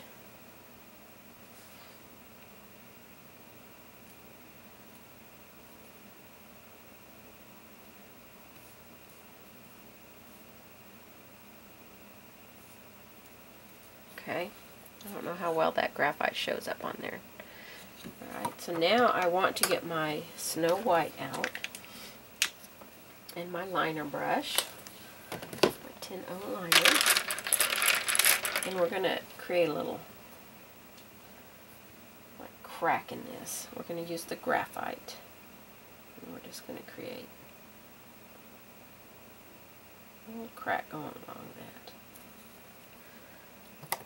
Okay, I want to use the graphite. Now you can use an angle brush, curve flat, or flat brush. Since I'm using this flat brush, I'm just going to go ahead with it. I'm going to take a little bit of that graphite, and I want to shade along this bottom edge here, just very lightly.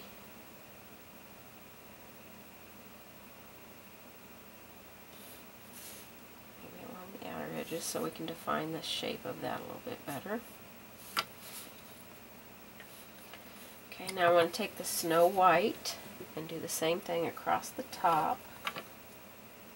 That will highlight on there.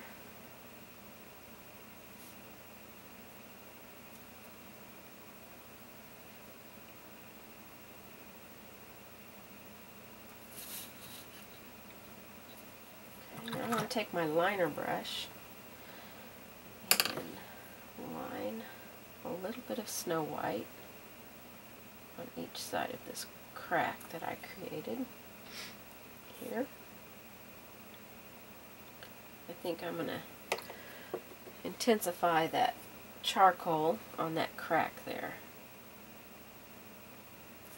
Just redefine it a little bit. Let me zoom you in just a little bit here. Make sure you can see that good. Okay.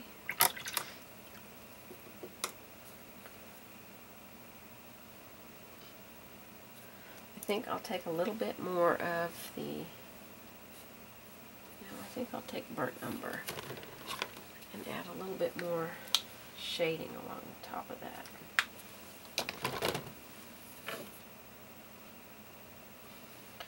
Right here.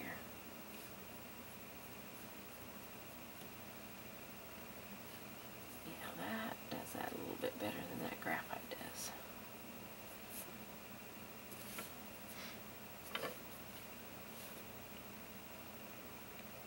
Okay, one more time with the highlight across the top, and I think that piece of marble will be done for now. Let's see if it needs anything else later. I'm just going to go up to that crack and not go past it. Let me turn it this way so you can see it a little bit better. Too much paint, so I wiped it off. Okay. Alright, so that's good with the marble. We'll probably come back and add some shading maybe around the outside of it. Okay, I want to create, let's see, I want to do the lines here first. I think I'm going to stick with my 10-0 liner. Now, I'm going to go with some graphite. I painted this in with lamp black, but I'm going to go with some graphite and some Snow White. That's pretty close to slate gray. I don't want it quite that dark. So I'm doing like 3 graphites to 1 Snow White. And I've just got a thin little bit of paint there. Okay, I want to follow my lines that I drew on here.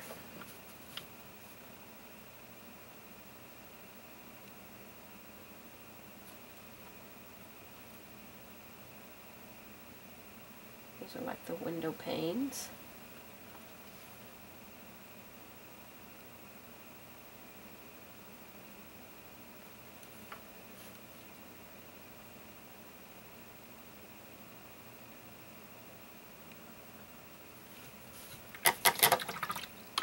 Okay, now I need to erase all my marks on here.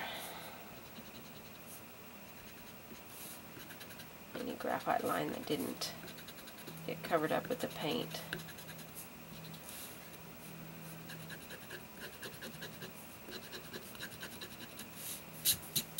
Okay, I think I'm going to glaze over that with some black because I want to take it down just a little bit. I don't I don't want those to show up quite so much. So I'm going to create a glaze. It's about 90% water and 10% paint.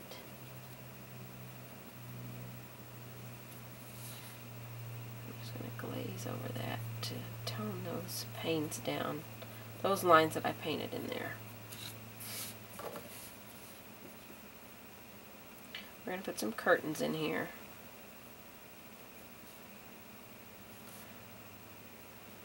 I probably should have put them in first.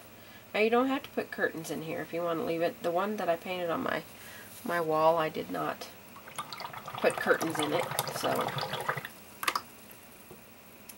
that's I'm going to let that dry for a minute before we do the curtains. So we're going to move on to the shutters. I've got some black green out, and I'll get a little bit of avocado dip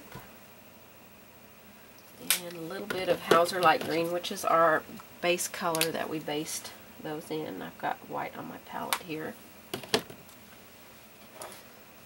So I'm going to take my 6 curved flat, and I want to create the sections or the boards, the divisions of the boards. So I'm going to go along here. I don't want it to be perfect. I want it to look rough and textured. And you know what? I think on my original, I used a liner brush first, or a round brush downstairs because it was a bigger thing. So we're going to create these boards here. We don't want them perfect. They've aged and wore down.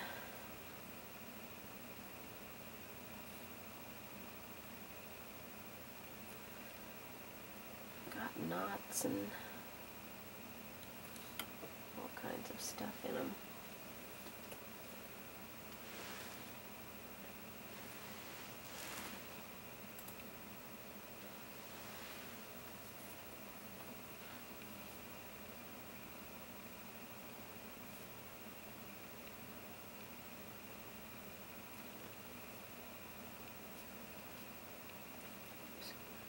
Lots of paint there.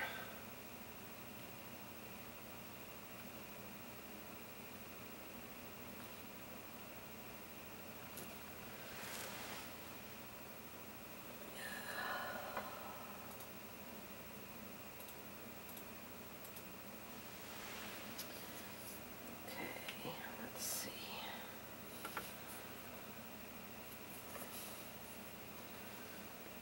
Okay,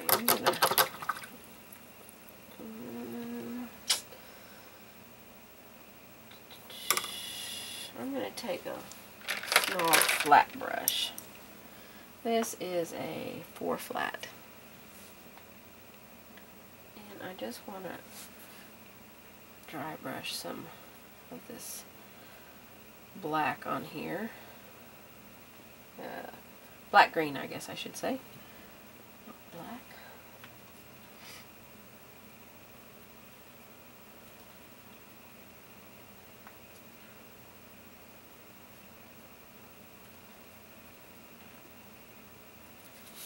Okay, I'll do these boards across here as well.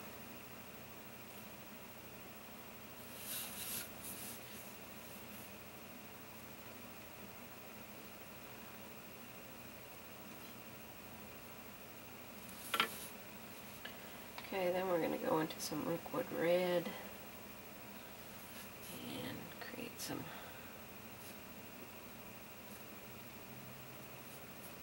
like where the paint's wearing off. Maybe they were painted red at one time underneath.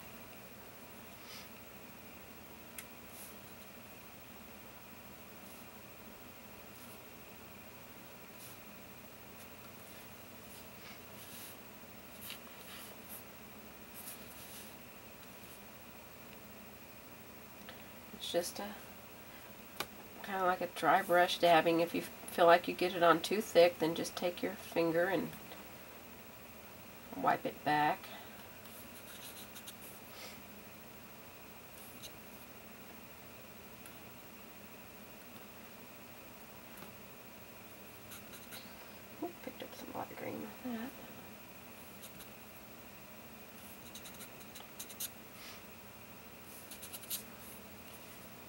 Okay, so we've just created some little age spots on there.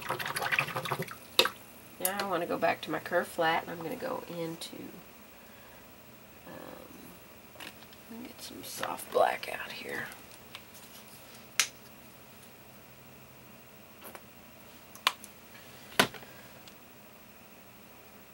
See how this looks. I might have to go into lamp black. Okay, we want to shade underneath these boards here. I use my finger a lot when I'm painting, you know, soften it and touch it back. Mop brush will do the same thing kind of there, but I've always got my finger handy, so might as well use it.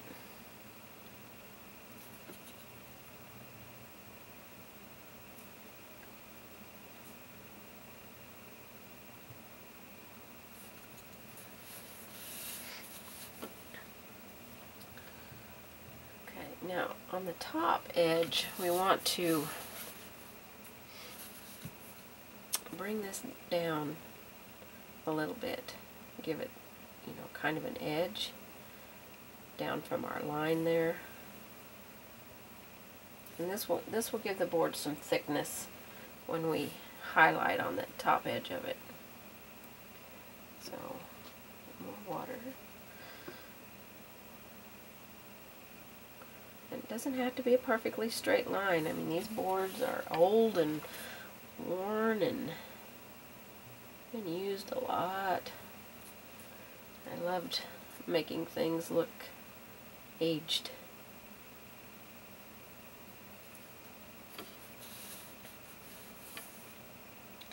Okay, we want to create a little bit of a thickness in these boards. So we're going to just add a little. You know, you be the judge of how thick your boards are here.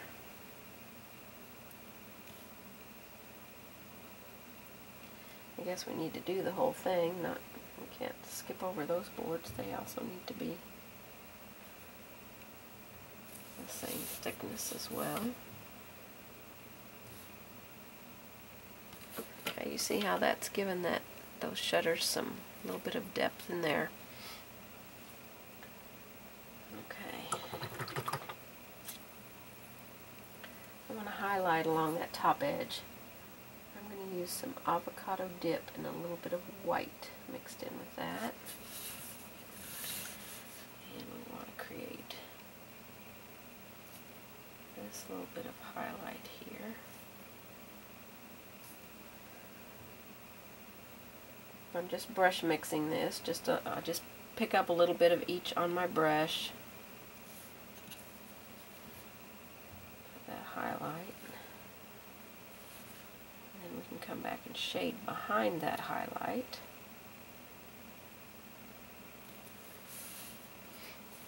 Okay, let's go along this section right here.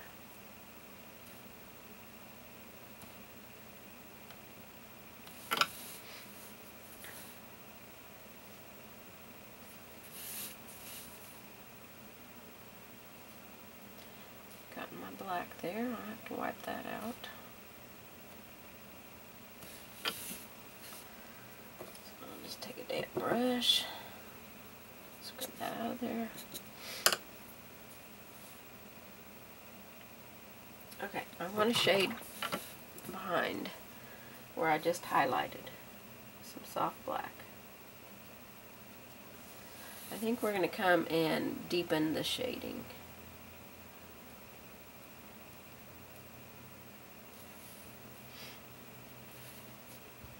With lamp black on the bottom.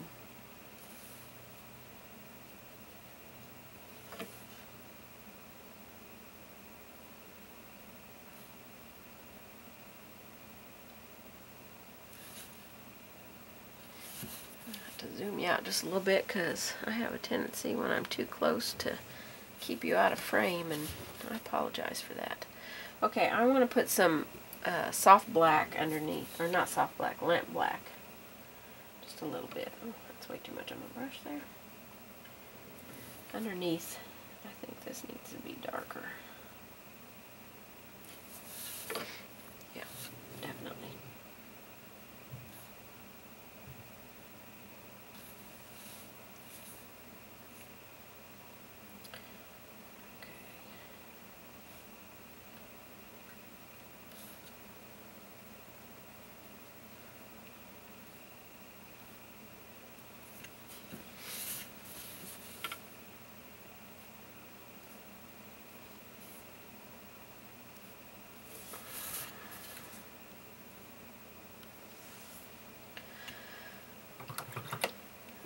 Now we need to shade around the entire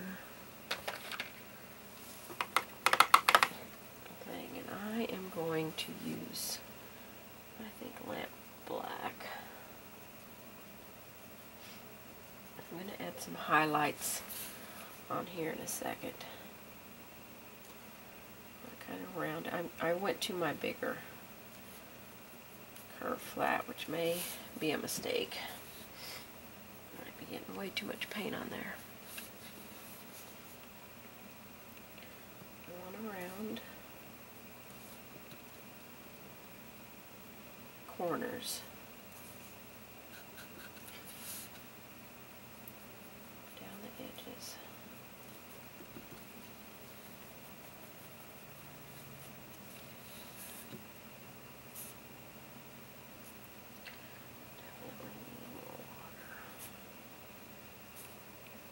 When your paint won't flow off of your brush, you probably need more water.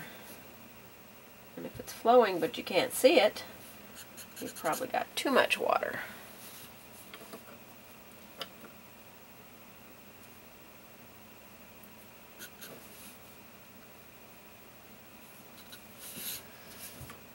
They're looking old and rustic now. Alright, let's get a little bit more highlighting on here. I'm going to go back to my liner brush, and I'm going to take a little bit of white in that avocado, just mixing it on my brush. I want to add some highlights next to these. Water. I'm just dipping into avocado dip and Snow White, and then mixing it on my brush.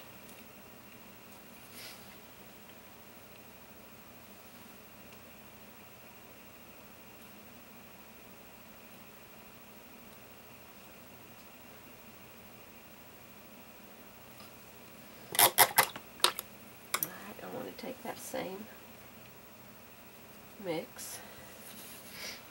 I need to put a little bit along here, here.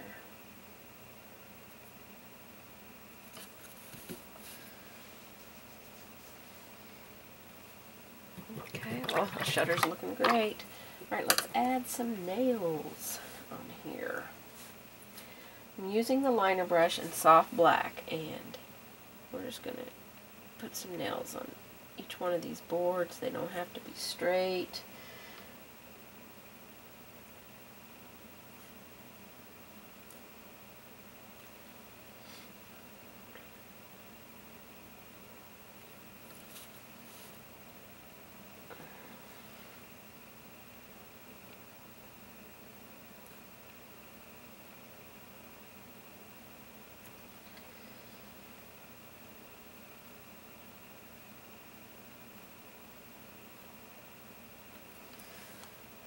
Okay.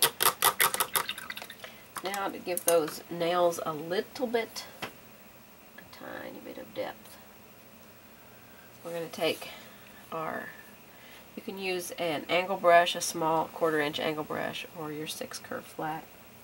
We're just going to put a little bit of lamp black on the toe, real tight on that toe. And we're just going to go under each one of these nails. We want to be right against the nail, no gaps.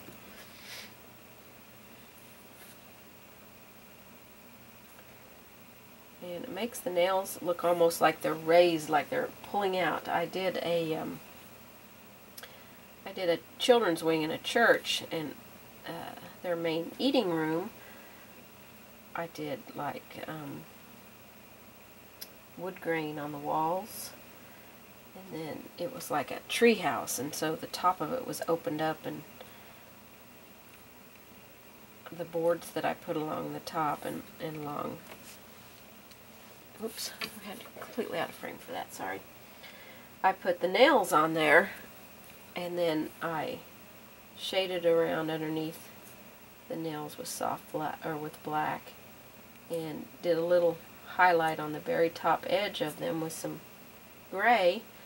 And people kept coming up to me saying, I keep going over and filling those nails because those nails look so real.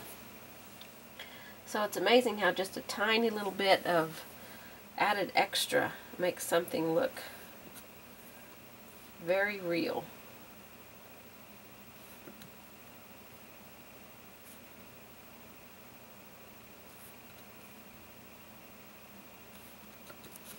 Okay, now I'm going to put a tiny little dot of white. I mean teeny tiny. You could use your slate gray as well if you wanted. Kind of highlight those nails a little bit.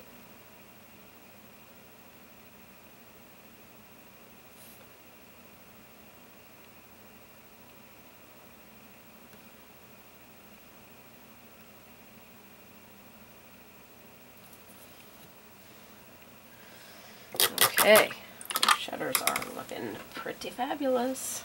Okay, I think we're pretty much done with those shutters. Okay, let's get the curtains in here.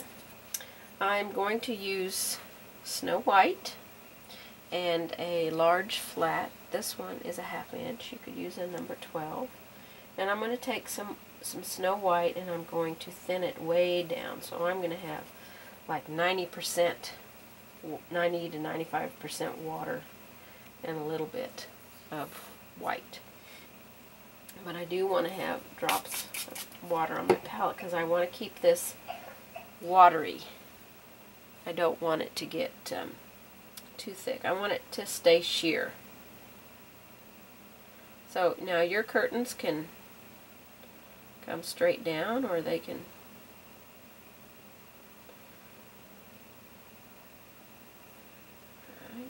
I'm going to leave a gap in my curtains here.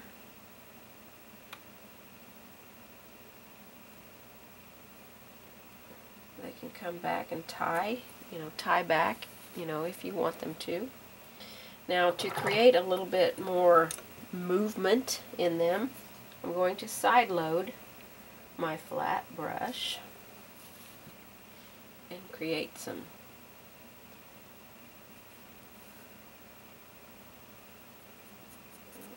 quite. Oh, didn't want to remove that. I'm going to have to get a smaller brush here. Wasn't quite dry. I rubbed my finger across it. So let me remove some of that just with my finger. I'm just removing it with my finger. I've got to get it dry. Put that curtain back in.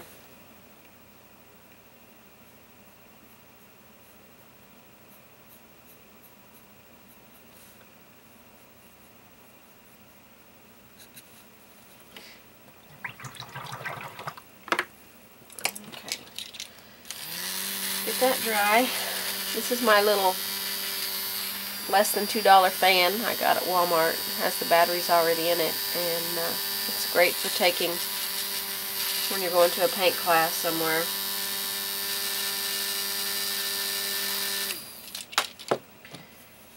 Okay.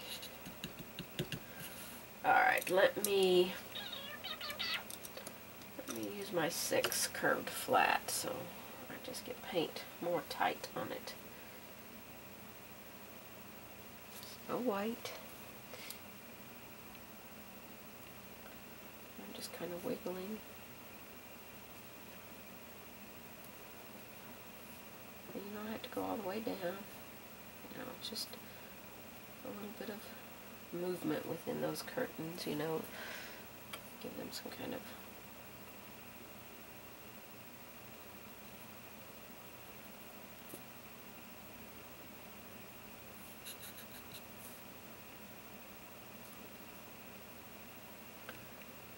want a little bit more on the edges to define the edge there a little bit.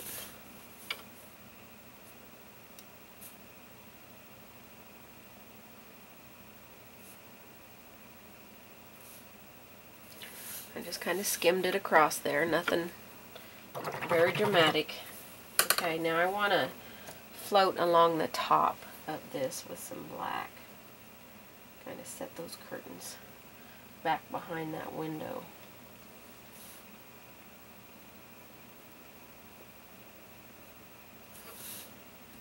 I think I'll go all the way around. I want the curtains to be inside the windows. And now that I think about it, I really should have done the window panes after. Down here it's not going to matter because we're going to put some greenery and stuff down there. Definitely need water here. This to be a little darker up here.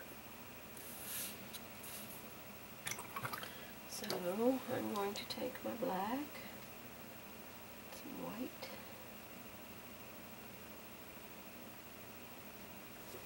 and put my window panes back in on top of those.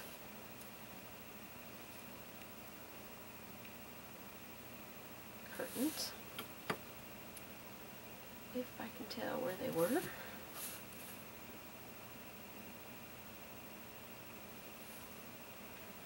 and keep them straight.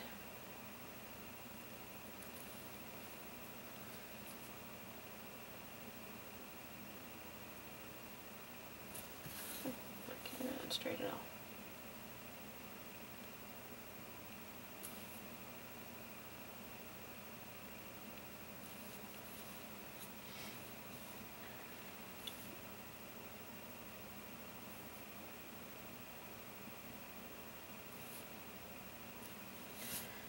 Okay, definitely looks better on top. The way they should be. So I will make sure in my instructions that I put the curtains in first and then the window panes. Alright, that's all we're going to do to the windows. Looking pretty good, huh? Alright, let's go down here to this box. We're going to take some burnt umber and shade around this box a little bit. You won't see a lot of this box, but the parts that you do see, you want to make sure that they are shaded nice.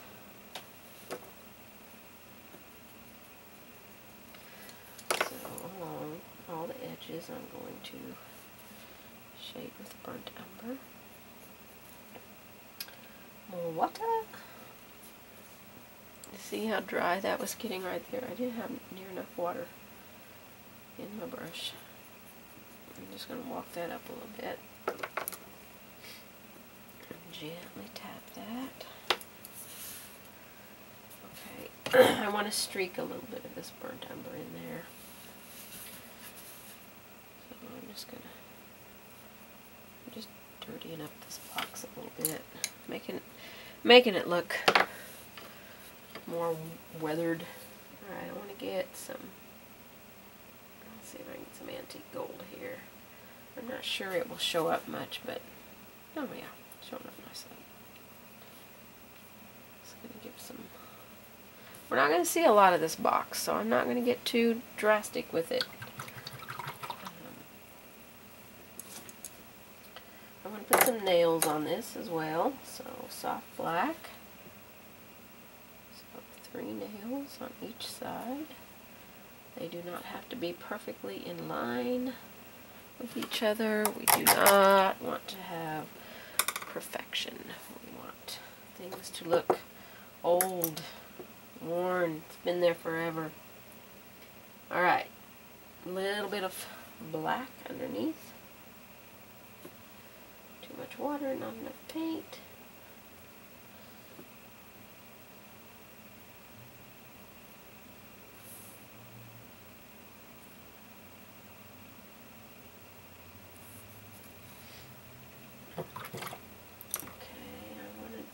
Some of this rookwood red on here. Give it some some rusty stuff going on. Kind of put it around the nails if you want. Here, there, and everywhere. Little dot on those nails of white. Or slate gray, whichever you prefer. Okay. Alright, we're ready to put some greenery in that planter. That's all we're going to do to that. We're going to use a small foliage brush. This is a number 3 foliage brush. Okay, I'm going to dampen it. I'm going to get Hauser Light Green out, some black green, avocado dip, a little antique gold. That's going to be our base greenery colors.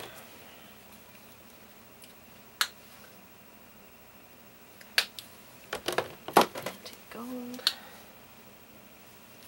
Okay, we're just going to load this brush up. I've got it damp, so I'm just going to load it up. Scrunch that paint in there. Actually, I want to start with black green. I want the darkest to be first, and I've got a little bit too much water. So I'm just going to lay my brush on my paper and work some green into it. Okay, so you can decide now if you need a pattern. You can draw how high you want your flowers to come up, so you got an idea of how high you want to go up in the window. You don't want it to be humongous up in there, but you don't want it to be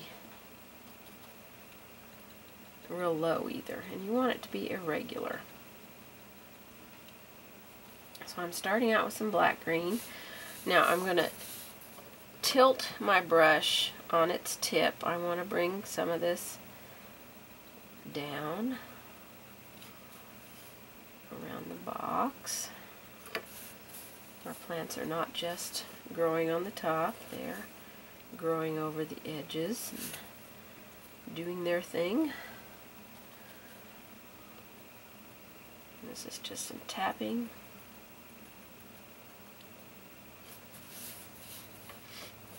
A little bit more here. You can have them coming way down. It's, you know, it's your piece. You can do what you like with it. Okay, so I've got quite a few little scraggly pieces coming down there. I think I'm going to put one beside this one so it's not alone. Okay, so that's our base of our greenery. Pretty easy, huh? Now I'm going to take the brush, dip it into the green. I've got some, oh, let me get you on camera there. Just some on the toe there. I'm just going to tap it. It's gonna blend it with that black green a little bit, and that's okay. We're just going to add a little layer of this. We don't want to completely cover up our black green, but we want to get some of this on here. Some of this coming down. Okay, let's get a little bit of avocado dip. We're going to do a little bit even less of that.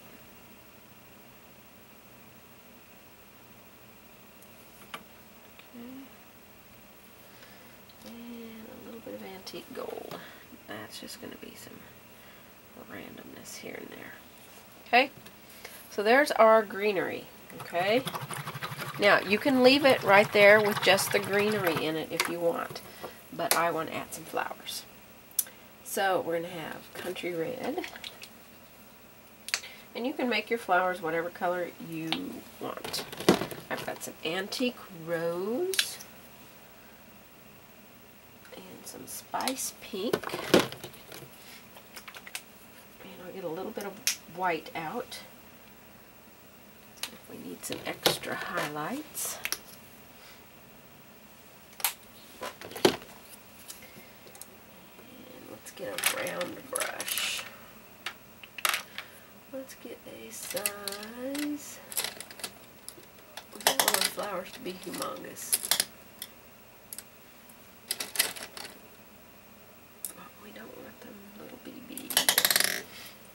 this 4-round. This is a Winsor Newton 4-round here. Well used. Okay, I'm just dipping into the Country Red, and I'm just going to dab some flowers in here. You don't have to make it look perfect. You can even take, I'm going to put some Rookwood Red, I think, out, and put some of that in there. Get some, a little bit more darkness in our layers here. So I'm just dabbing some of this color. I want to fill this little planter with flowers. It's just little dots, nothing, you don't need to be detailed and worry about making it look like a flower. You can have some coming up here. You don't have to keep it confined. Shooting out over here.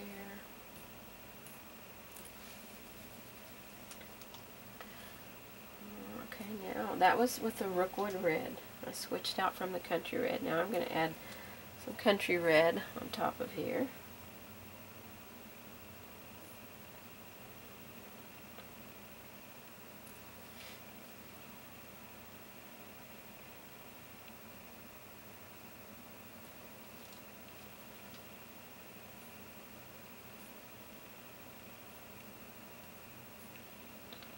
Just dab, little dabs.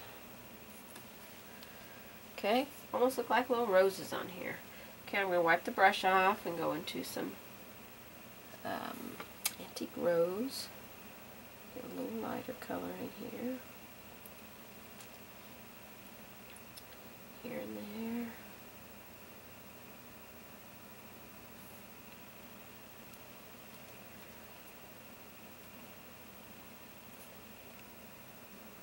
I don't know what kind of flowers they are, but I think they're looking awful nice.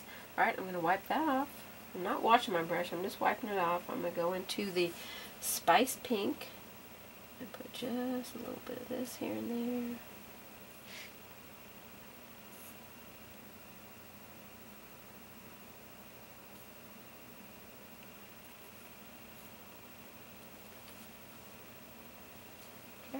If you feel like you've lost your green, you can go back into some of your green, and add a few leaves here and there. A little bit of green. This is the Hauser light green. You can use the black green.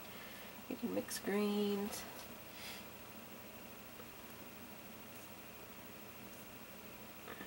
Just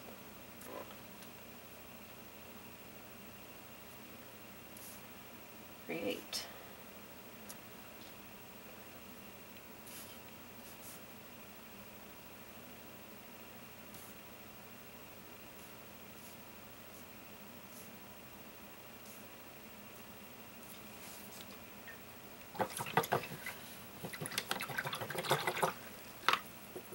Okay, I think one last thing I'd like to do here is create a little shadow underneath this, and I'm going to use some soft black.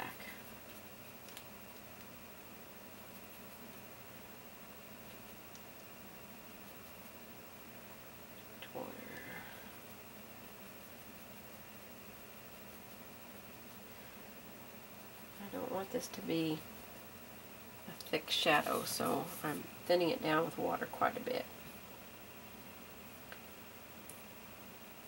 Creating, and we can put some shadow around these. I'm going to create some shadow here. A little bit over here.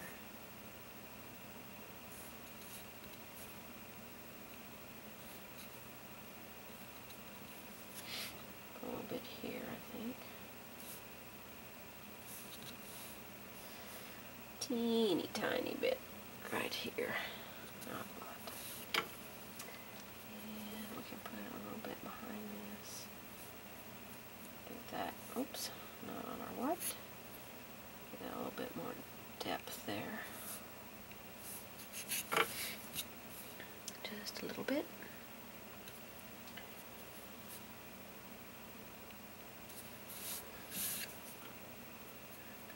sides just a little.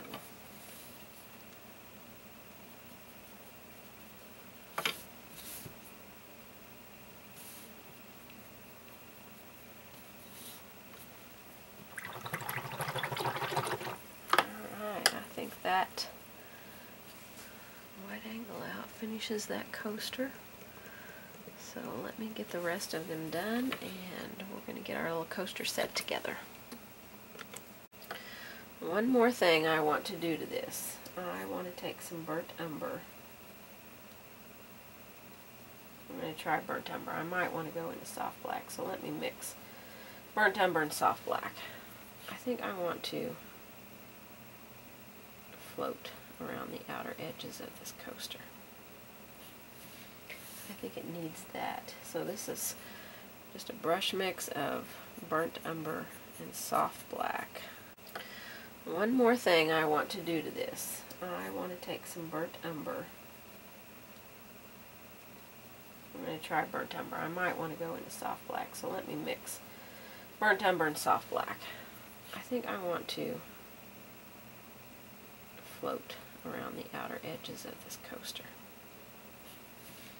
I think it needs that. So this is just a brush mix of burnt umber and soft black.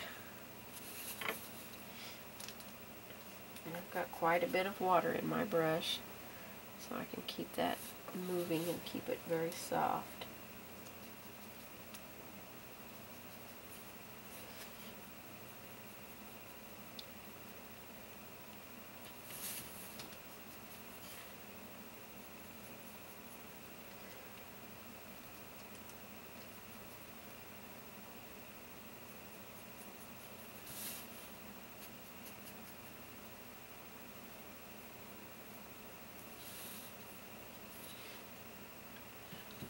Okay, yeah, I think that's the good finishing touch on that right there. Okay, I've got this, all my pieces completed. Now, these pieces here, I've already put the wax on. Now, you can seal these just with your regular varnish if you want, but I'm going to put this Clapman's beeswax on it. You just put, I usually rub in a circular motion a nice coat on it, and I'll do it a couple times. Now on the coasters, since they will be having water on them, you know, maybe from a sweating glass, I will probably do about 3 or 4 coats on it. You just want to rub it in, kind of massage it in, and let it dry. It will take a few hours for it to dry. Do the front and the back, and the sides. And then take a cloth and buff it, and then if you want another layer of wax on it, you can do that. Buff it out. Just buff out each layer as you go. This already has, I just put 1 layer on this. I didn't figure it needed more than one.